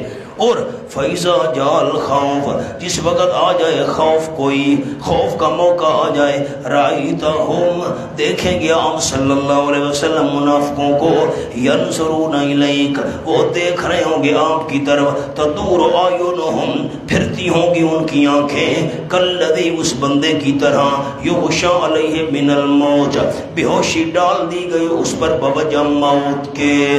میری طرف دیکھیں, اے سمجھاؤں, خوف کا موقع آ جائے نا, دشمن آ گئے لڑائی کے لیے, مقابلے کے لیے, کافر مشرک آ گئے, ان منافقوں کی آنکھیں ایسی پھٹی کی پھٹی رہ جاتی ہیں. آپ صلی اللہ علیہ وسلم کی طرف دیکھتے ہیں ڈر کر, جیسے مرنے والے کی آنکھیں پھٹی کی پھٹی رہ جاتی ہیں. انہیں اکھیاں انہاں دیاں پھٹیاں پئیاں ہوندے ہیں جی میں مرن والا بندہ نہیں ہوتا, جب بندہ مر رہا اور آنکھیں پھٹی کی پھٹی, ان کی آنکھیں ایسے پھر دے, پتہ نہیں کیا بنے گا ہمارا. ہے بےمان, بڑے بےمان تھے. ویسے مال کا بڑا لالچ اور مقابلہ کرنا پڑ جائے, بڑے آنکھیں پھٹی۔ فَإِذَا صَحَبَ الْخَوْفَ، اور جب چلا جائے خطرہ، خطرے کا موقع گیا نا، فتح مل گئی، سَلَكُوكُمْ بِأَلْسِنَةٍ، ہائے ہائے، سَلَكُوكُمْ، ورنہ سَلَكَ يَسْلِكُ یا سَلَكَ يَسْلُكُ دونوں باب آتے ہیں، سَلَكَ يَسْلِكُ سَلَكَ يَسْلُكُ، جب خوف چلا جائے فتح مل جائے، سَلَكُوكُمْ بِأَلْسِنَةٍ حِدَادٍ، چڑھ چڑھ کر بولتے ہیں تم سے، چڑھ چڑھ کر بولتے ہیں، زبان دراز کرتے ہیں، چڑھ چڑھ کر بولتے ہیں منافق، بِأَلْسِنَةٍ حِدَادٍ، تیز زبانوں کے ساتھ۔ آپ مجھے بتا سکتے ہیں ساتھی، جب کوئی خوف کا موقع آ گیا تو یہ بہادر بن جاتے ہیں؟ جی اونچا اونچا اونچا بہادر نا، ایسے ڈرتے ہیں، وہ آنکھیں جیسے مردے کی، مرنے والے کی پھٹ جاتی ہیں نا، ان کی آنکھیں، اور خوف چلا جائے نا، دشمن گئے، فتح مل گئی، چڑھ چڑھ کر بولتے۔ مسلمانوں کہتے ہماری وجہ سے فتح ہوئی ہے، ہاں ہم ساتھ تھے نا، ہم نہ ہوتے تو تمہیں کیسے فتح مل سکتی، ہمیں بھی مال میں سے حصہ دو۔ چڑھ چڑھ کر بولتے ہیں، سَلَكُوكُمْ، چڑھ چڑھ کر بولتے ہیں، بِأَلْسِنَةٍ حِدَادٍ، تیز زبانوں کے ساتھ۔ او اتنی لمبی زبانیں، ساری وجہ تو فتح تھا، یہ تو آکوں، ہاں ہم نہ ہوتے نا تمہیں فتح نہیں مل سکتی تھی، اب ہمیں حصہ نہیں دیتے ہو، چڑھ چڑھ کر بولتے ہیں۔ اشیحتن علی الخیر، یہ سَلَكُوكُمْ کی ضمیر سے حال ہے، درہاں لے کے لالچ کرنے والے ہوتے ہیں مال پر، خیر سے مراد ہے مال غنیمت، بخل کرنے والے ہوتے ہیں مال پر، کہتے ہیں ہمیں مال دو، سارا مال تم مسلمان سمیٹ کر جا رہے ہو، فتح تو ہماری وجہ سے ہوئی ہے، ہمیں مال غنیمت کا حصہ نہیں دیتے ہو۔ مقصد مال اور پیسہ اور لالچ ہے۔ اولئک لم یؤمنوا فحبط اللہ اعمالہم، معاملہ باللہ، اللہ کے ساتھ ان کا کیا پہلے تو مسلمانوں کے ساتھ ان کا معاملہ تھا نا، اب اللہ کے ساتھ ان کا کیا معاملہ ہے؟ اولئک لم یؤمنوا، یہ وہ لوگ ہیں جو پہلے ہی سے ایمان نہیں لائے، فاحبط اللہ اعمالہم، منافقت کا نتیجہ بس پہلے ہی سے برباد کر دیا اللہ نے ان کے نیک اعمال کو، یہ پہلے ہی سے ایمان نہیں لائے، اللہ نے ان کے نیک اعمال کو برباد کر دیا۔ وَكَانَ ذَلِكَ عَلَى اللَّهِ يَسِيرًا، اور ہے یہ عذاب، ذالک کے نیچے عذاب لکھیں، مولانا حسین علی صاحب رحمۃ اللہ علیہ نے معنی کیا۔ اب علماء اشکال کریں گے کہ عذاب کا تو ذکر ہی نہیں ہے، تم نے ذالک کا معنی عذاب کیوں کر دیا؟ حضرت صاحب فرماتے رحمۃ اللہ علیہ، احبط اللہ اعمالہم، اعمال برباد ہونے کا نتیجہ عذاب ہے، اعمال برباد ہوئے تو کیا ہوگا؟ ان کو عذاب ہوگا، اعمال برباد ہونے کا نتیجہ عذاب ہے، اور یہ عذاب دینا اللہ پر آسان ہے۔ یحسبون الاحزاب لم یذهبوا، سبحان اللہ، یہ اثر جوبن، ان کی بزدلی کا اثر سنو۔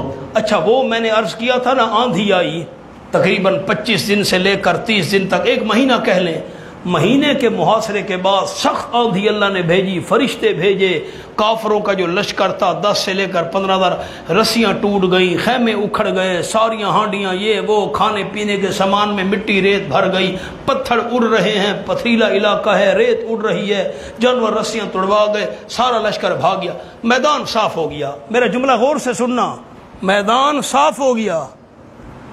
منافق اتنے بزدل ہیں، ابھی تک سمجھے ہوئے ہیں کہ کافر واپس نہیں گئے، ہو سکتا ہے ابھی تک وہ چھپے ہوئے ہوں، ایسے اندازہ لگو بزدل۔ یحسبون الاحزاب، خیال کرتے ہیں یہ لشکروں کا کہ لم یذهبوا، کہ وہ نہیں گئے۔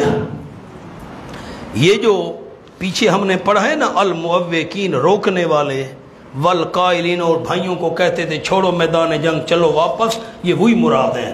حضرت صاحب رحمۃ اللہ علیہ نے فرمایا، مولانا حسین علی صاحب رحمۃ اللہ علیہ، یا سبون، وہ جو روکنے والے تھے دوسروں کو، کہتے تھے چھوڑو یار جہاد میں حصہ نہ لو، وہ خیال کرتے ہیں لشکروں کو کہ لم یذهبوا، وہ نہیں گئے، کہ لشکر واپس نہیں گئے، حالانکہ وہ تو واپس بھاگ گئے ہیں۔ وہیں یات الاحزاب، ان کی انتہائی بزدلی سنو، وہیں یات الاحزاب، اگر آ جائیں لشکر دوبارہ، اگر دوبارہ کافروں کے لشکر آ جائیں، یودو خواہش کریں گے منافق، کس بات کی خواہش کریں گے؟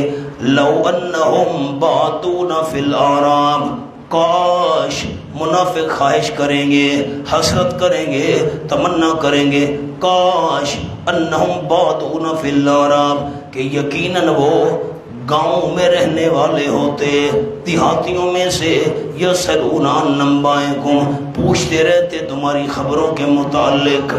میری طرف دیکھیں، کافروں کے لشکر چلے گئے تھے کہ نہیں؟ آپ بولتے نہیں ہیں، تھک گیا، چلے گئے تھے۔ منافقوں کا خیال کیا تھا؟ منافقوں کا کیا خیال تھا؟ ابھی نہیں ہے۔ اللہ فرمائے وہ تو چلے گئے ہیں، لیکن یہ اتنے بزدل ہیں، ابھی تک ڈرے ہوئے ہیں، نہیں گئے، نہیں گئے۔ اگر وہ لشکر کافروں اور مشرکوں کے دوبارہ آ جائیں، حملہ کر رہے ہیں، ان منافقوں کی خواہش یہ ہوگی، ہائے کاش ہم میدان جنگ میں نہ ہوتے، ہم کسی دور دراز دیہات کے اندر رہنے والے ہوتے اور پوچھتے رہتے آنے جانے والوں سے، سنا مسلمان بچ گئے نا۔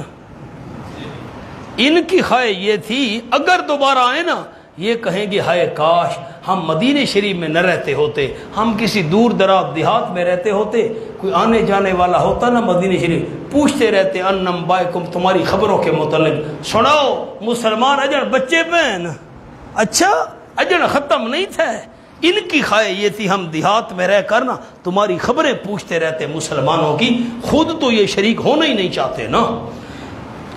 وَإِن يَأْتِ الْعَذَابُ يَوَدُّوا لَوْ أَنَّهُمْ بَادُونَ فِي الْأَعْرَابِ، ان کی غایت جبن کی حالت، اتنی حد سے زیادہ بزدلی، اگر آ جائے وہ لشکر دوبارہ، یودو خواہش کریں گے منافق، لو انہم بادون فی الارض، کا یقیناً وہ گاؤں میں رہنے والے ہوتے، دیہاتیوں میں، یسألون عن انبائکم، پوچھتے رہتے تمہاری خبروں کے بارے میں کہ مسلمان جیتے ہیں یا ہارے ہیں، ولو کانوا فیکم، شکر ہے یہ گند مال تم میں نہیں ہے مسلمانوں۔ وہ کیسے؟ اگر بالفرض کانوا فیکم، ہوتے وہ منافق تم میں، شکر ہے یہ بھاگ گئے، ونجن ڈوی نہ کو نکل ونجن، اگر ہوتے نا سارے ہوتے یا بعض ہوتے تم میں، تم سے مراد غزوے میں، ما قاتلوا الا قلیلا، نہ لڑائی کرتے مگر بہت کم، شکر ہے نہیں بھاگے جا رہے ہیں۔ اگر منافق ہوتے دیہات میں حصہ پھر بھی نہ لیتے، برائے نام نہ لڑائی کرتے، الا قلیلا مگر بہت کم، برائے نام لڑائی کرتے، بس کوئی تلوار اٹھا لی، تیر اٹھا لیا ایسے دکھلاوے کے لیے، شکر ہے یہ نہیں ہے۔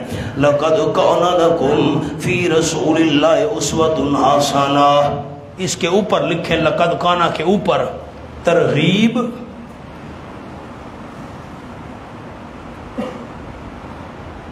اتباع رسول کی صلی اللہ علیہ وسلم، رسول صلی اللہ علیہ وسلم کے پیچھے چلنے کی ترغیب۔ لَقَدْ كَانَ لَكُمْ فِي رَسُولِ اللَّهِ أُسْوَةٌ حَسَنَةٌ، میں معنی کر لوں پھر میں ایک جملہ لکھواتا ہوں۔ لَقَدْ كَانَ لَكُمْ فِي رَسُولِ اللَّهِ أُسْوَةٌ حَسَنَةٌ، البتہ تحقیق ہے تمہارے لیے رسول اللہ صلی اللہ علیہ وسلم میں نمونہ بڑا اچھا، اسوۃ اقتدا، نمونہ حسنۃ بڑا اچھا، لیکن کس بندے کے لیے؟ لمن، علماء لکم، لقد کان لکم، یہ اس لمن لکم سے بدل آ گیا، اس بندے کے لیے اچھا نمونہ ہے، اچھی اقتدا ہے، لمن کان یرجو اللہ، جو عقیدہ رکھتا ہو اللہ کا، یقین رکھتا ہو اللہ پر، مومن کامل ہو، والیوم الآخر، جو ڈرتا ہو اللہ سے اور قیامت کے دن سے، اللہ پر بھی ایمان اور یقین، اللہ کا ڈر، قیامت سے بھی ڈرتا ہو، عقیدہ ایمان، وذکر اللہ کثیرا، اور ذکر کرتا ہو اللہ کا بہت، اعمال صالح کا اشارہ، اللہ پر بھی یقین، قیامت پر بھی یقین، اللہ کا بہت ذکر کرتا ہو، ایسے مومن کامل کے لیے رسول اللہ صلی اللہ علیہ وسلم میں عمدہ نمونہ ہے۔ وَلَمَّا رَأَى الْمُؤْمِنُونَ الْأَحْزَابَ میں نے ایک بات چھوڑ دی ہے، اگلی آیت کا ترجمہ کر کے پیچھے آؤں گا۔ وَلَمَّا رَأَى الْمُؤْمِنُونَ الْأَحْزَابَ صفات مومنین، اور جب کہ دیکھا ایمانداروں نے لشکروں کو، او لشکر آ گئے دشمنوں کے، بنو غطفان ہیں، لشکر ابو سفیان ہیں، یہ بنو قریظہ ہیں، یہودی بنو نذیر وغیرہ وغیرہ، قالوا تو مومنوں نے نعرہ لگایا، کہنے لگے ھذا ما، یہ وہ موقع ہے، وعدنا اللہ ورسولہ، جس کا وعدہ کیا تھا ہم سے اللہ نے اور اس کے رسول نے، یہ وہی موقع ہے۔ وصدق اللہ ورسولہ، اللہ نے وعدہ کیا تھا، رسول نے وعدہ کیا تھا صلی اللہ علیہ وسلم، امتحان آئے گا، واقعی لشکر آ گئے ہیں، امتحان آ گیا ہے۔ صدق اللہ ورسولہ، اللہ نے بھی سچ کہا تھا، اس کے رسول نے بھی سچ کہا تھا۔ پیچھے دیکھیں نا منافقوں نے کیا کہا تھا، آیت نمبر 12، ما وعدنا اللہ ورسولہ الا غرورا، آپ نے آیت دیکھی نہیں ہے، مجھے خوشی کیسے ہوگی؟ منافق کہہ رہے تھے ما وعدنا اللہ، اللہ نے وعدہ کی رسول نے غرور، دھوکے کا، اور مومن کیا کہہ رہے ہیں، ھذا ما وعدنا اللہ ورسولہ وصدق اللہ ورسولہ، یہی تو وہ موقع ہے، اللہ نے ہم سے وعدہ کیا تھا، اس کے رسول صلی اللہ علیہ وسلم نے، وہی تو آزمائش ہے جس کی اللہ اور اس کے رسول نے خبر دی تھی، یہ سارے لشکر آ گئے ہیں، گھیرا کر لیا ہے، وصدق اللہ ورسولہ، سچ فرمایا تھا اللہ نے اس کے رسول نے، وما زادہم، نہیں زیادہ کیا لشکروں کے آنے نے، جیسے جیسے لشکر زیادہ ہوتے گئے، نہیں زیادہ کیا لشکروں کے آنے نے ان مومنوں کو، الا ایمانن، مگر اگر ہوئے یقین کے، و تسلیمن، اگر ہوئے فرما برداری کے۔ آیت کو دیکھنا، میرا جملہ دھیان سے سننا، مولانا سبحان اللہ کہنے کا وقت آ گیا ہے، پہلی دفعہ اپیل کی ہے، مسجد گونج جائے، ایمان تازہ ہو جائے، اللہ کی رحمت متوجہ ہو جائے۔ وما زادہم الا ایمانا و تسلیما، جیسے جیسے کافروں کے مشرکوں کے لشکر زیادہ ہوتے گئے، صحابہ کرام کا ایمان و یقین زیادہ ہوتا گیا۔ ایمانم و تسلیما، ایمان لشکر زیادہ ہوتے گئے، زادہم، صحابہ کرام کا ایمان زیادہ ہوتا گیا، یقین زیادہ ہوتا گیا، تسلیماً فرما برداری زیادہ ہوتی گئی۔ مولانا ایک سوال کا جواب مجھے دیں، یہ کون سی جنگ کا ذکر چل رہا ہے؟ غزوہ خندق، غزوہ احزاب، جو بھی آپ، عجیب بات ہے، آیت کو دیکھیں نا، آگے بھی غزوہ خندق کا ذکر ہے، پیچھے بھی غزوہ خندق کا ذکر ہے، لشکر آ گئے، صحابہ کا ایمان بڑھ گیا، پیچھے منافق یہ کہہ رہے تھے، وہ کہہ رہے تھے وغیرہ، درمیان میں فرمایا لَقَدْ كَانَ لَكُمْ فِي رَسُولِ اللَّهِ أُسْوَةٌ حَسَنَةٌ، پیغمبر صلی اللہ علیہ وسلم میں تمہارے لیے اچھا نمونہ ہے۔ ربط کیا ہے؟ پیچھے بھی جنگ کا ذکر، آگے بھی جنگ کا ذکر، میرا سوال تو سمجھیں، پیچھے بھی بھائی ظفر جنگ کا ذکر، آگے بھی جنگ کا ذکر، درمیان میں فرمایا آپ سے صلی اللہ علیہ وسلم میں بڑا اچھا نمونہ ہے تمہارے لیے۔ ربط تو کیا ہے؟ لوگوں نے کہا پگڑی ایسے باندھو جیسے حضور باندھتے تھے، اچھا نمونہ ہے، شلوار ٹخنوں سے اوپر رکھو، حضور رکھتے تھے، مسواک ایسے کرو جیسے حضور کرتے تھے، لقد کان لکم، مولانا آگے پیچھے تو جنگ کا ذکر ہے نا، یہ مسئلہ بھی تو لوگوں کو سناؤ نا، جہاد ایسے کرو جیسے پیغمبر کر رہا ہے۔ آیت کا نزول کس بارے میں ہے؟ جہاد کے بارے میں۔ کس بارے میں ہے؟ یہ تو کہا جا رہا ہے پگڑی ایسے باندھو، کپڑا ٹخنوں سے ایسے اوپر رکھو، کھانا ایسے بیٹھ کر کھاؤ جیسے آپ کھاتے، پانی ایسے پیو جیسے آپ پیتے تھے، چلو ایسے، سونا ایسے ہے، یہ سوتے وقت دعا پڑھنی ہے، اچھا نا، ٹھیک ہے، یہ ساری باتیں برحق ہیں، خیال کرنا میں تردید نہیں کر رہا، یہ ساری باتیں برحق ہیں، ٹھیک ہے، نمونہ ان چیزوں کے اندر ہے، پیغمبر صلی اللہ علیہ وسلم کی زندگی کا ایک ایک لمحہ ہمارے نمونہ ہے، لیکن آیت کا نزول کس مسئلے کے بارے میں ہے؟ جہاد کے بارے میں ہے۔ یہ سارے کام کرو جیسے پیغمبر نے کیے، جہاد بھی ویسے کرو جیسے میرے پیغمبر نے کیا۔ پتہ نہیں ربط بھی بھائی ظفر سمجھ آیا ہے کہ نہیں دوستوں کو؟ جملہ لکھو جی حاشیے پر دوست، میں نے آپ کو اس کے اوپر لفظ لکھوائے ہیں، ترغیب اتباع رسول صلی اللہ علیہ وسلم لکھوائے نا، اب حاشیے پر جملہ لکھیں، جب رسول صلی اللہ علیہ وسلم خود اس غزوے میں شریک ہے،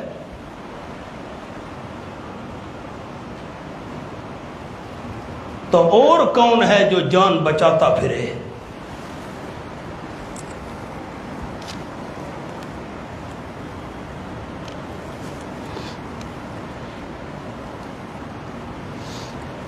مقام سمجھ آیا کہ نہیں آیا؟ ایک اور نوٹ لکھ لیں، نوٹ۔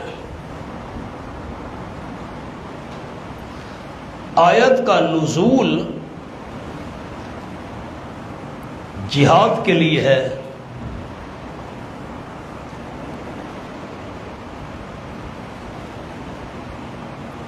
البتہ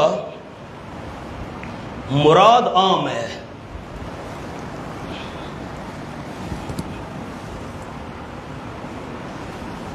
بس یہ جملہ آپ دوستوں نے سمجھا ہے؟ مراد ٹھیک ہے، آپ صلی اللہ علیہ وسلم کی زندگی کا ایک ایک لمحہ ہمارے لیے نمونہ ہے، لیکن آیت کا نزول کس بارے میں ہے؟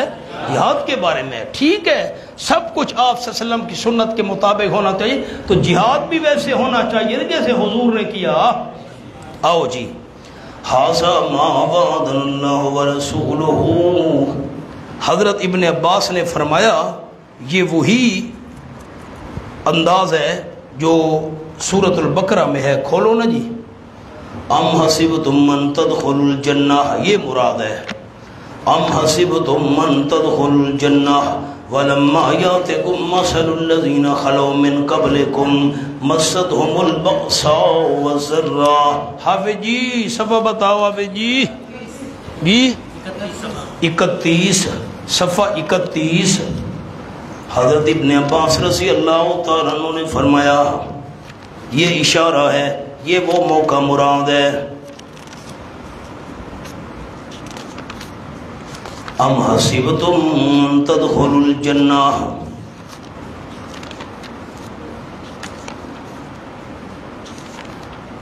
آیت کا نام نکل ہے، ٹھیک ہے جی، ٹھیک ہے، مل گئی۔ ام حسبتم من تدخلوا الجنہ، یہ ابن عباس فرماتے ہیں انہوں نے کہا تھا نا ھذا ما وعدنا اللہ، اللہ رسول کا وعدہ سچا ہے، وہی موقع ہے۔ یہ دیکھو، ام حسبتم من تدخلوا الجنہ، کیا خیال کر لیا ہے تم نے کہ داخل ہو جاؤ گے تم جنت میں؟ ولما یاتکم، حالانکہ ابھی تک نہیں آئے تمہارے پاس، مثل الذین خلوا من قبلکم، نہیں آئے تمہارے پاس حالات و واقعات ان لوگوں کے جو گزر چکے ہیں تم سے پہلے۔ ایسے بھاگ کر جنت چلے جاؤ گے، ابھی تو پہلے لوگوں والے واقعات ہی نہیں آئے۔ کون سے؟ مستهم الباساء، پہنچی ان کو مالی تکلیف، دشمنوں کی طرف سے مالی تکلیف، والضراء، جسمانی تکلیف بھی پہنچی مومنوں کو، وزلزلوا، ہلائے گئے قسم قسم کی تکلیفیں دے کر، حتیٰ یقول الرسول، یہاں تک کہ بول اٹھا اللہ کا پیغمبر، والذین آمنوا معہ، اور وہ جو ایمان لائے تھے اس کے ساتھ، اللہ کا پیغمبر اور ایماندار بول اٹھے۔ اتنی تکلیفیں آئیں، مالی تکلیفیں، جسمانی تکلیفیں، اتنی مصیبتیں، اللہ کا پیغمبر اور ایماندار بول اٹھے متی نصر اللہ، کب اللہ کی مدد آئے گی؟ اللہ نے جواب دیا الا ان نصر اللہ کریم، خبردار یقیناً اللہ کی مدد قریب ہے۔ آؤ جی، ھذا ما وعد اللہ ورسولہ الا غرورا، ھذا ما وعد اللہ ورسولہ، یہ وہ موقع ہے وعدہ کیا تھا اللہ نے ہم سے اور اس کے رسول نے۔ اللہ رسول نے فرمایا تھا امتحان آئے گا، آزمائش آ گئی ہے۔ وصدق اللہ ورسولہ، سچ کہا تھا اللہ نے اس کے رسول نے، وہاں کے امتحان آ گیا۔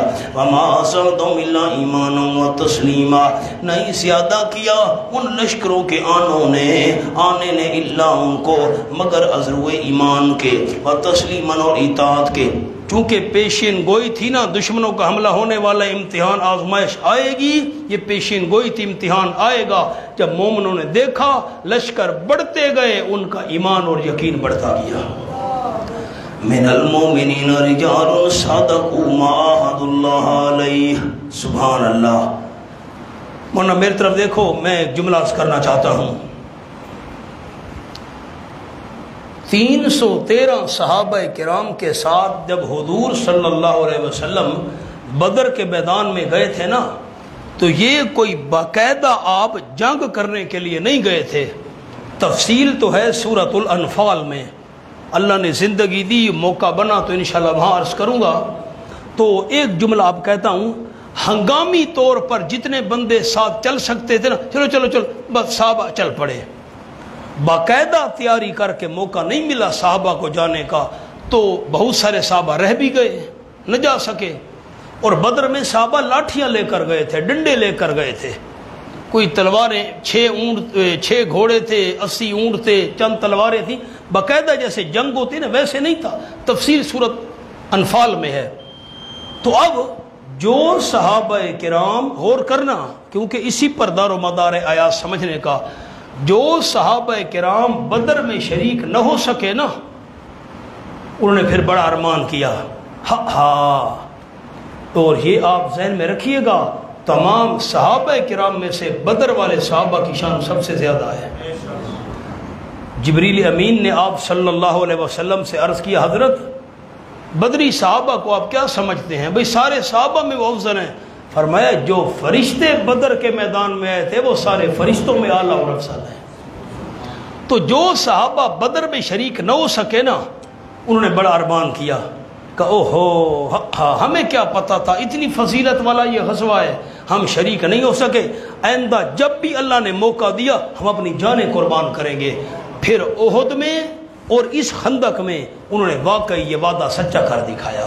اب دیکھو، من المؤمنین رجال صدقوا، سبحان اللہ، مومنوں میں سے کچھ وہ بھی لوگ ہیں، کچھ وہ بھی افراد ہیں، صدقوا، جنہوں نے سچا کر دکھایا، ما عاہد اللہ علیہ، جو معاہدہ کیا تھا انہوں نے اللہ کریم سے، اس پر اللہ سے جو معاہدہ کیا تھا. مومنوں میں سے کچھ افراد وہ بھی ہیں جنہوں نے وعدہ سچا کر دکھایا، جو بدر میں شریک نہیں ہو سکے تھے، احد میں اور خندق میں انہوں نے جانیں لڑا دی. یہ اور منافقین کی حالت تو آپ پڑھ چکے ہیں، وہ کتنے بزدل اور ڈرپوک تھے. فَمِنْهُمْ مَنْ قَضَىٰ نَحْبَهُ، سبحان اللہ. کچھ تو صحابہ وہ تھے نا جنہوں نے معاہدہ کیا تھا، اور کچھ وہ تھے جنہوں نے معاہدہ نہیں کیا تھا، لیکن پھر جنہوں نے معاہدہ کیا تھا ان میں 2 قسمیں تھیں. اب کیا کروں، حاشیے پر لکھ لیں یار، کیا کریں.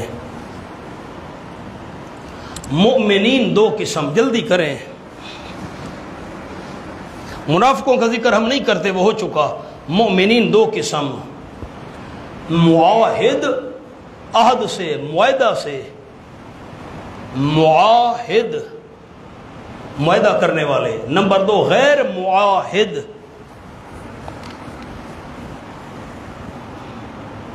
پھر معاہد، معاہدہ کرنے والے 2 قسم. نمبر 1 شہید، نمبر 2 منتظر. نمبر 1 شہید، نمبر 2 منتظر.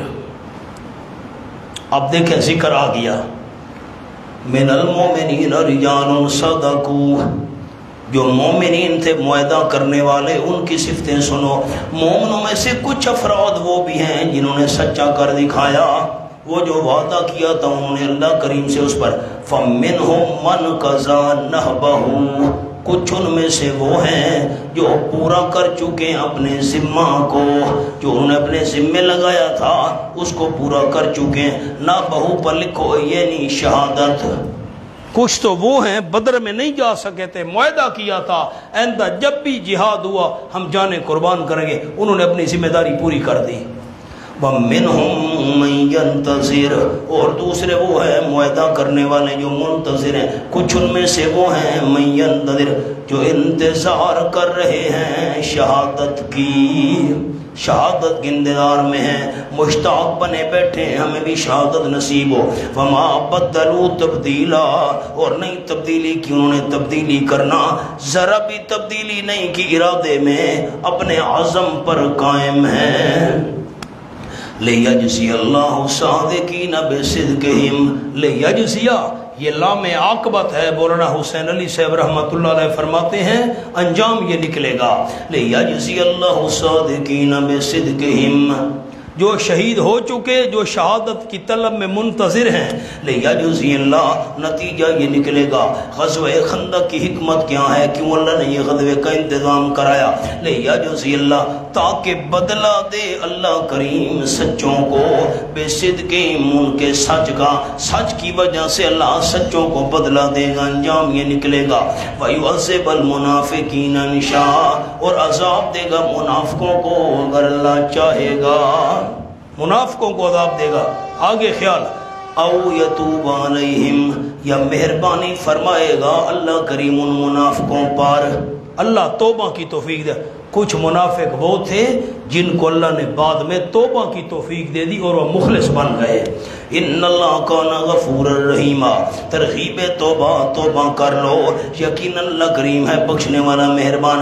ورد اللہ الذین کفروا، سامنے حاشیے پر مولانا لکھیں 5 انعامات۔ اب میں نمبر آپ کو آیتوں کے اندر لکھواؤں گا۔ اب یوں کریں نا، آیتوں کے اوپر لکھ لیں 1 2 3 4، رد اللہ پر لکھیں 1، جلدی کریں جلدی، رد اللہ 1۔ نیچے اگلی آیت انزل الذین، یہ صبر، کف اللہ المومنین، کف اللہ المومنین، اسی آیت میں، اس پر نمبر 2 انزل الذین ظہرهم 3۔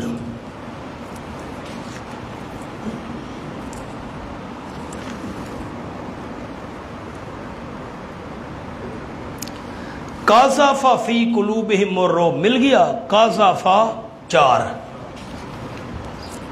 اگلی ہے اورثکم ارضہم 5۔ یہ 5 انعام اللہ نے دیے۔ اب دیکھنا ذرا، ورد اللہ الذین کفروا، واپس کر دی اللہ کریم نے ان کو جنہوں نے کفر کیا تھا۔ کفروا کے نیچے لکھو مشرکین مکہ، جلدی کریں جلدی۔ اللہ نے مشرکین مکہ کو واپس کر دیا، یہ اللہ کا انعام ہے۔ مونا کیسے واپس کیا؟ کچھ آپ کے ذہن میں خاکہ ہے؟ کیسے واپس کیا اللہ نے؟ جی آپ کو طوفان کا لفظ ساتھی کہہ رہے ہیں لیکن ڈر ڈر کر کہہ رہے ہیں، ٹھیک کہہ رہے ہیں آپ۔ آندھی آئی، طوفان آیا، جکھڑ آیا، خیمے اکھڑ، اللہ نے واپس کیا، بھاگ گئے سارے۔ ورد اللہ الذین کفروا، اللہ نے واپس کیا ان کو جنہوں نے کفر کیا تھا۔ مکے کے کافروں کو اللہ نے واپس کر دیا، بھگا دیا۔ بغیظہم، سمیت اپنے غصے کے، باب مانا مع، اپنا غصہ لے کر واپس بھگا دیا، واپس کر دیا۔ لم ینالوا خیرا، نہ حاصل کر سکے وہ کافر خیرن، کوئی بھلائی، کوئی مراد حاصل نہ کر سکے۔ محروم آئے محروم گئے، خالی آئے خالی گئے۔ اللہ نے ان کو، یہ میں اللہ کا انعام ہے، میں نے کافروں کو بھگایا۔ نمبر 2 وقف اللہ المؤمنین القتال، دوسرے نام کافی ہو گیا اللہ کریم مومنوں کو لڑائی سے۔ کیا مطلب ہے؟ اوپر جملہ لکھے جی، اوپر اوپر، کف اللہ المؤمنین القتال، اللہ نے جنگ سے بچا لیا، اللہ نے جنگ سے بچا لیا، یہ بھی اللہ کا انعام ہے۔ مولانا باقاعدہ جنگ تو نہیں ہوئی نا، میں نے آپ کو عرض کیا ہے، تھوڑی موڑی معمولی جھڑپیں ہوئیں، کوئی تیر اندازی، 3 مشرک مارے گئے اور 6 صحابہ شہید ہوئے۔ باقاعدہ کوئی بڑی جنگ تو نہیں ہوئی نا، جیسے باقی جنگوں میں مقابلہ ہوتا رہا وغیرہ وغیرہ۔ کچھ بات سمجھ آئی ہے؟ اچھا، ایک اور جملہ مجھے یاد آیا ہے، ہائے ہائے بڑا بر وقت یاد آیا، دیکھ لیں آپ کو سنا دوں۔ جب یہ 10 سے لے کر 15,000 کا لشکر بھاگ گیا نا مکہ شریف واپس، باقی قبیلے بنو غطفان یہ وہ سارے اپنے علاقوں میں بھاگ گئے، آپ نے فرمایا صحابہ مبارک کو، اس کے بعد ان کافروں کو جرأت نہیں ہوگی ہم پر حملہ کرے گی، ہم ان پر حملہ کیا کریں گے۔ اب کافروں کو اللہ نے بھگا دیا ہے، واقعی ایسے ہوا۔ پھر صحابہ کرام جا کر مکہ فتح ہوا، اس کے بعد گئے وغیرہ وغیرہ۔ اب ہم کریں گے حملہ ان پر، ان کو جرأت نہیں ہوگی، اللہ نے ایسے ان کو ذلیل کر کے بھگایا ہے، حدیث پاک میں آیا۔ آؤ جی، فرمایا وقف اللہ المؤمنین القتال، کافی ہو گیا اللہ کریم مومنوں کو لڑائی سے۔ جو جیسے عام جنگ ہوتی ہے نا ویسے نہیں ہوئی، اللہ نے جنگ سے بچا لیا، معمولی جھڑپیں ہوئی 2 4۔ وَقَانَ اللَّهُ قَوِيًّا عَزِيزًا۔ ورنہ یہ علت ہے، رد اللہ کی بھی علت ہے، اللہ نے کافروں کو واپس کیا، اللہ کافی ہو گیا، مومنوں کو لڑائی نہیں ہونے دی۔ کیوں؟ وَقَانَ اللَّهُ، ہے اللہ کریم، قَوِيًّا طاقتور، عزیزاً زبردست، اللہ واپس کر سکتا ہے کافروں کو، مومنوں کو بچا سکتا ہے۔ وَأَنزَلَ الَّذِينَ ظَاهَرُوهُم مِّنْ أَهْلِ الْكِتَابِ۔ میری طرف ساتھی دیکھیں، مہربانی کریں، میں نے آپ کو قصہ تو سنا دیا تھا، تو دوبارہ ذرا اشارہ کر دیتا ہوں۔ صبح کا وقت تھا، آپ صلی اللہ علیہ وسلم خندق سے واپس ہوئے، کافر بھاگ گئے، لشکر گئے سارے، صحابہ کو لے کر آپ صلی اللہ علیہ وسلم پہنچے، صبح کا وقت تھا، حدیث پاک میں آیا، آپ نے ہتھیار اتار دیے، صحابہ نے ہتھیار اتار دیے۔ اب 25 سے لے کر مہینے تک جو محاصرہ رہا تو صحابہ ڈیوٹی دیتے رہے۔ سبحان اللہ، بڑی عجیب و غریب مولانا واقعات ہیں۔ حضرت جابر نے کھانا کھلایا تھا آپ کو، سارے لشکر کو، بخاری شریف میں حدیث ہے، جبل صلہ ہے، پہاڑ کا نام ہے، اللہ نے میں گناہگار کو وہ پہاڑ دکھایا۔ دوستوں نے کہا حضرت یہ جبل صلہ ہے، یہ یہاں حضرت جابر کا گھر تھا اور 700 صحابہ نے کھانا کھایا تھا، ایک بکری کا بچہ تھا اور اتنی سارے جو تھے۔ حضرت جابر کہتے ہیں سارے لشکر کو آپ صلی اللہ علیہ وسلم لے کر آ گئے، میں نے تو چند بندوں کی دعوت کی تھی، لمبی حدیث ہے، اب کیا کروں، سبق رہ جائے گا۔ تو سارا لشکر کھانا کھا کر روانہ ہو گیا، میں نے آٹے اور سالن کو دیکھا، اللہ نے ذرا بھی کم نہیں ہونے دیا تھا۔ خیر آپ واپس پہنچے نا تو جبریل امین آ گیا ظہر کے وقت، گھوڑے پر سوار تھا حضرت، آپ نے ہتھیار اتار دیے، مسلمانوں نے، صحابہ نے اتار جیا۔ فرمایا واہ، بنو قریظہ جو یہودی ہیں جنہوں نے غداری کی تھی، معاہدہ تھا ان کے ساتھ، اگر دشمنوں نے حملہ کیا تو ہم یہودی مسلمانوں کے ساتھ مل کر دشمن کا مقابلہ کریں گے، ہم یہودیوں پر کسی دشمن نے حملہ کیا تم مسلمان ہمارا ساتھ دو گے، مل کر ہم دشمن کا مقابلہ کریں گے۔ اب انہوں نے خفیہ بنو قریظہ یہودیوں نے مکے والوں سے گٹھ جوڑ کر کے ان کے ساتھ مل کر ہم پر حملہ کر دیا ہے۔ اللہ کے پیغمبر میں تو جا رہا ہوں بنو قریظہ فرشتوں کو لے کر، آپ بھی آئیں۔ بس حدیث پاک میں آیا، آپ نے فرمایا الا لا یصلین احدکم الا فی بنی قریظہ او کما قال النبی صلی اللہ علیہ وسلم، میرے صحابہ چلو چلو چلو، عصر کی نماز تم نے بنو قریظہ میں پڑھنی ہے۔ صحابہ چل پڑے، حدیث پاک میں آیا، تھکے ہارے ہوئے تھے مہینے کے، نہیں ہتھیار اٹھائے بھاگم بھاگ۔ حضرت انس رضی اللہ تعالیٰ کہتے ہیں حدیث پاک میں آیا کہ جبرائیل کے گھوڑے کے بھاگنے سے جو غبار اڑ رہی تھی مجھے غبار نظر آ رہا تھا، اور حضرت جبریل گھوڑا بھگاتا ہوا فرشتوں کو لے کر پہنچا تو بنو قریظہ کے محلے گرد و غبار سے بھر گئے۔ صحابہ کرام خیر روانہ ہو گئے بھاگم بھاگ، آپ بھی تیار سارے۔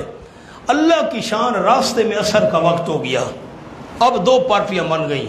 آدھے صحابہ نے کہا عصر کا وقت ہو گیا ہے، نماز قضا ہو جائے گی، نماز، آدھوں نے کہا نہیں، آپ نے فرمایا تھا بنو قریظہ میں جا کر پڑھنی ہے، قضا بھی ہو جائے ہم وہاں پڑھیں گے۔ آدھے صحابہ نے وہاں نماز راستے میں پڑھ لی، آدھوں نے قضا جا کر بنو قریظہ میں پڑھی۔ حضور کو پتہ چلا، آپ نے فرمایا تم نے بھی ٹھیک کیا، تم نے بھی ٹھیک کیا۔ جو آدھے تھے نا جنہوں نے پڑھ لی تھی، انہوں نے حقیقت کو دیکھا، بھئی حضور کا مقصد یہ نہیں تھا کہ نماز قضا ہو جائے تو نماز چھوڑ دینا، بنو قریظہ میں عصر جا کر پڑھو، مقصد ہے بھئی جلدی پہنچو۔ اور جنہوں نے زہری لفظوں کو دیکھا، بھئی آپ نے کہا تھا وہاں پڑھنی ہے قضا ہو جائے، جنہوں نے حقیقت پر نظر کی ان کو بھی فرمایا تم نے ٹھیک کیا، جنہوں نے زہری لفظوں کو دیکھا فرمایا تم نے بھی ٹھیک کیا۔ خیر یہودیوں کو پتہ چلا، بیمان تو تھے، دھوکہ تو کر چکے تھے، غداری مسلمانوں سے، سارے قلعے میں بند ہو گئے۔ خیر مسلمانوں نے ان کا محاصرہ کر لیا، اور میں جو لفظ آپ کو سنانا چاہتا تھا نا وہ مجھ سے رہ گئے۔ جب آپ صلی اللہ علیہ وسلم خندق سے واپس آ رہے تھے نا صبح کے وقت، آپ کی زبان پر یہ لفظ تھے، اشہد ان لا الہ الا اللہ وحدہ لا شریک لہ لہ الملک وَلَهُ الْحَمْدُ وَهُوَ عَلَىٰ كُلِّ شَيْءٍ قَدِيرٌ آئبونا تائبونا عابدونا ساجدونا لربنا حامدون صدق اللہ وعدہ ونصر عبدہ وہزم الاحزاب وحدہ۔ جب بندہ صفا پہاڑی سے مروہ کی طرف پہنچے نا، مروہ سے صفا کی طرف بندہ جب صفا سے شروع کرے نا سعی، پھر مروہ سے بندہ صفا کی طرف پہنچے تو پھر بیت اللہ کی شریف کی طرف منہ کر کے نا یہ الفاظ پڑھنے پڑتے ہیں۔ اب لمبی تفصیل ہے، پھر حج کی طرف بات نکل جائے گی کہ آپ وسلم یہ الفاظ پڑھا کرتے تھے جو آپ نے خندق سے واپسی پر پڑھے تھے نا، تو جب آپ سعی کرتے تھے تو صفا پہاڑی پر بیت اللہ نظر آتا ہے۔ اب تو خیر آگے دیواریں آ گئی ہیں، ستون آ گئے ہیں، تو بندہ بیت اللہ شریف نظر آئے، بندہ وہاں پڑھتا ہے نصر عبدہ حزم الاحزاب وحدہ، اللہ کریم اکیلے نے سارے لشکروں کو بھگا دیا تھا، صدق اللہ وعدہ ونصر عبدہ وحزم الاحزاب وحدہ۔ خیر آپ پہنچ گئے، محاصرہ کر لیا۔ اب یہودی بڑے پریشان، بھائی دھوکہ تو ہم کر چکے ہیں، اب کیا کریں، کہیں آ جا بھی نہیں سکتے۔ تو ان کا جو سردار تھا نا بنو قریظہ کا، لمبی تفصیل ہے میں کیا کروں، سردار نے ان سب کو اکٹھا کیا، کہا آمنہ کلال سچا نبی ہے، مان لو اچھی بات ہے، کلمہ پڑھ لو، دھوکہ ہم نے کیا ہے ٹھیک ہے، معافی مانگ لیتے ہیں، کلمہ پڑھ لیتے ہیں، مسلمان ہو جاؤ، تو رات میں نشانیاں موجود ہیں ان کی۔ انہوں نے کہا یہ کیسے ہو سکتا ہے بھائی، ہم اس کو پیغمبر نہیں مانتے۔ انہوں نے کہا اچھا پھر میرا اور مشورہ ہے، اپنے بچوں اور عورتوں کو قتل کر دو اور خود مسلمانوں کے ساتھ لڑائی کر لو۔ یہ تو فکر نہیں ہوگی نا کہ ہمارے بچے اور پیچھے عورتیں رہ جائیں گی، مسلمانوں پر قبضہ کر لیں گے، جب عورتیں بہت ہیں پھر شادیاں نہیں کر لینا۔ انہوں نے کہا ہم اپنے ہاتھ سے بچوں اور عورتوں کو ماریں، یہ دوسرا طریقہ ہم سے نہیں ہوتا۔ انہوں نے کہا اچھا پھر تیسرا طریقہ ہے، آج ہفتے کی رات ہے، خیال کرنا جمعے کے بعد جو رات آتی ہے اس کو کہتے ہیں ہفتے کی رات، اگلا دن ہوتا ہے ہفتے کا۔ ہفتے کا دن یہودیوں میں بڑا مقدس اور محترم ہے، اس میں وہ عبادت کرتے ہیں، کوئی دنیا کا کام نہیں کرتے۔ آج رات ہے، صبح ہفتے کا دن ہے، مسلمان ہمارے قلعے کا گھیرا کر کے پڑے ہیں، تو ان کو یہ خیال ہوگا کہ ہفتے والے دن تو ہم نے عبادت کرنی ہے اور کوئی کام نہیں کرنا۔ مسلمان مطمئن ہوں گے، بے فکر ہوں گے، کل ہفتے والا دن ہے، مسلمان ہماری طرف سے بے فکر ہوں گے، یہودی عبادت میں لگے ہوئے ہیں، یکدم مسلمانوں پر حملہ کر دو۔ اس نے کہا بے وقوف، عوام نے کہا، لوگوں نے کہا تمہیں پتہ نہیں ہے ہمارے باپ دادا نے ہفتے والے دن کی توہین اور بے حرمتی کی تھی، اللہ نے ان کو بندر اور خنزیر بنا دیا تھا، تو ہفتے والے دن لڑائی کروا کر بندر اور خنزیر ہمیں بنوانا چاہتا ہے اللہ سے؟ یہ بھی نہیں کرتے۔ خیر اب کیا کریں بھائی، نہ ایمان قبول کرتے ہو، نہ عورتوں اور بچوں کو قتل کر کے مسلمانوں سے جنگ کرتے ہو، نہ ہفتے والے دن حملہ کرتے ہو۔ انہوں نے کہا حضرت سعد رضی اللہ تعالی عنہ قبیلہ اوس کے جو سردار ہے وہ ہمارے حلیف ہیں۔ حلیف سے مراد بھئی زمانہ جاہلیت میں ان کا ہمارا معاہدہ تھا، تمہارا دشمن ہمارا دشمن، تمہارا دوست ہمارا دوست، ان کو کہتے ہیں ہمارے حق میں فیصلہ کرو۔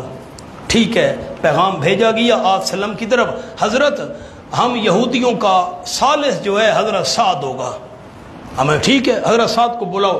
ان کو تیر لگا تھا خندق کے اس غزوے کے موقع پر، یہ بیمار تھے، آپ نے مسجد نبوی میں ان کا خیمہ لگایا ہوا تھا، ہر وقت آپ ان کی بیمار پرسی کیا کرتے تھے، حدیث پاک میں آیا۔ خیر حضرت سعد سواری پر سوار ہو کر لائے گئے، تو جب قریب آپ نے قوموا الی سیدکم، اپنے سردار کی تعظیم کے لیے کھڑے ہو جاؤ، یا دوسرا حدیث کا مطلب ہے ان کو سہارا دے کر اتارو۔ خیر حضرت سعد بنو قریظہ کے یہودیوں نے غداری کی ہے مسلمانوں سے، کفار سے مل گئے تھے، معاہدہ توڑا ہے، فیصلہ تو نے کرنا ہے۔ حضرت سعد نے فیصلہ کیا ان کی عورتیں اور بچے غلام بنا لیے جائیں، ان کے جوانوں کو قتل کر دیا جائے، گڑھے کھودے گئے، یہودیوں کی گردنیں ماری گئیں، مجبور ہو گئے، اب کیا کرتے، ثالث جو مان لیا تھا۔ یہ اب ذکر آ گیا، دیکھیں یہ میں نے آپ کو پس منظر سنا دیا۔ تیسرا انعام وَأَنزَلَ الَّذِينَ سَاحَرُوهُمْ، یہ بنو قریظہ کی مغلوبیت بیان ہو رہی ہے، کیسے اللہ نے مغلوب کیا، اور اتارا اللہ کریم نے ان لوگوں کو ظاہرو، جنہوں نے پشت پناہی کی تھی، ہم ان مشرکین مکہ کی۔ معنی پر اور کیا میرے دوستوں نے، پھر کرتا ہوں، انزل الذین ظاہروہم، اتارا اللہ نے ان یہودیوں کو جنہوں نے ظاہر و پشت پناہی کی تھی، ہم کفار مکہ کی، من اہل الکتاب یعنی اہل کتاب، من بیانیہ ہے، اہل کتاب نے پشت پناہی کی تھی، اللہ نے ان کو اتارا، کہاں سے اتارا؟ من سیاسیہم، ان کے قلعوں سے، قلعوں میں بند تھے نا، حضرت سعد کو ثالث مانا، قلعے کھولنے پڑ گئے۔ یہ من سیاسیہم سیسا کی جمع ہے، قلعوں کو کہتے ہیں جن کے اندر وہ بند تھے، اللہ نے اتارا۔ چوتھا انعام وَقَذَفَ فِي قُلُوبِهِمُ الرُّعْبَ، اور اللہ نے ڈال دیا ان یہودیوں کے دلوں میں روب ڈال دیا۔ سبحان اللہ۔ 20 سے لے کر 25 دن تک محاصرہ رہا مسلمانوں کا یہودیوں کے اس بنو قریظہ کے قلعے کا، جس میں وہ بند تھے قلعوں کے اندر۔ پھر 25 دن بعد تقریباً حضرت سعد نے فیصلہ کیا، فرمایا فریقاً تقتلون، ایک جماعت کو تم قتل کر رہے تھے، وَتَأْسِرُونَ فَرِيقًا، اور قیدی بنا رہے تھے ایک جماعت کو۔ ان کے جو مال تھے، جائیدادیں تھیں، وہ مسلمانوں میں تقسیم کر دی گئیں، عورتیں اور بچے غلام بنا لیے گئے، اور لونڈیاں جوان قتل کر دی گئے۔ 5 سے لے کر 700 تک بنو قریظہ کے یہودی قتل کیے گئے، وہ ذبح کیا گیا، ان کو تلواروں کے ساتھ ماری گئی، تلواریں گڑھے میں سر جھکا کر بیٹھتے تھے مسلمان، تلوار مارے سر۔ تَأْسِرُونَ فَرِيقًا، اور قیدی بناتے تھے تم ایک جماعت کو۔ وَأَوْرَثَكُمْ أَرْضًا، 5واں انعام، اور اللہ نے مالک بنا دیا تم کو ان کی سرزمین کا، وَدِيَارَهُمْ، ان کے گھروں کا اللہ نے مالک بنا دیا، أَمْوَالَهُمْ، ان کے مالوں کا اللہ نے تمہیں مالک بنا دیا۔ مقام حل ہو گیا، آگے خیال مہربانی، یہ بنو قریظہ ذہن میں رکھنا، بنو قریظہ کے مال جائیداد گھر وغیرہ ان کا وارث اللہ نے مسلمانوں کو بنا دیا۔ آگے خیال وَأَرْضًا لَمْ تَطَئُوهَا، وَأَرْضًا غور کرنا معنی پر، اللہ نے ایسی زمین کا تمہیں وارث بنایا مسلمانوں، لَمْ تَطَئُوهَا، تم نے ابھی اس زمین پر قدم نہیں پھیرے۔ وَقَانَ اللَّهُ عَلَىٰ كُلِّ شَيْءٍ قَدِيرٌ، علت وجہ ہے اللہ ہر ایک چیز پر قدرت رکھنے والا۔ کیا مطلب ہے آیت کا؟ میں نے آپ کو عرض کیا ہے، میں گنہگار کو اللہ نے جب سے توفیق دی ہے، 24-25 سال ہو گئے دورہ قرآن پاک کی خدمت کرتے، میں نے کبھی کسی آیت میں جان بوجھ کر خیانت نہیں کی۔ میری طرف دیکھیں، مہربانی کریں، میں پھر دہرا دوں ذرا انعام، پھر میں اس آیت پر آتا ہوں۔ 5 انعام آپ کو لکھوائے، ذرا دیکھیں تو آپ مہربانی کریں۔ رد اللہ، کافروں کو اللہ نے بھگایا، ایک انعام۔ کفلہ اللہ نے باقاعدہ جنگ نہیں ہونے دی، دوسرا انعام۔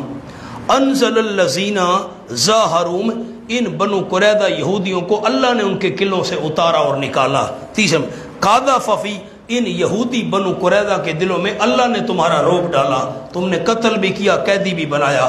وَأَوْرَثَكُمْ، 5واں انعام، ان کی زمین کا، ان کے گھروں کا، ان کے مالوں کا اللہ نے تمہیں مالک بنا دیا۔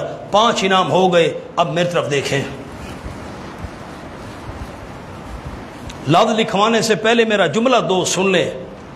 مسلمانوں، اللہ نے تمہیں ایسی زمین کا مالک بنا دیے، ابھی تمہارے قدم وہاں نہیں پہنچے، تم نے وہاں قدم نہیں پھیرے، پاؤں نہیں، اس زمین کا بھی میں اللہ نے تمہیں مالک بنا دیا ہے۔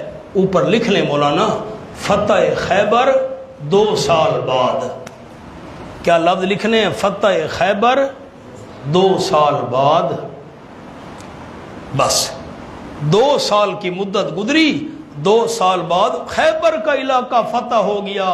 ابھی فتح خیبر ہوا نہیں ہے، 2 سال پہلے اللہ پیشین گوئی دے رہا ہے، یہ آنے والی فتوحات کی اللہ نے خوشخبری سنا دی۔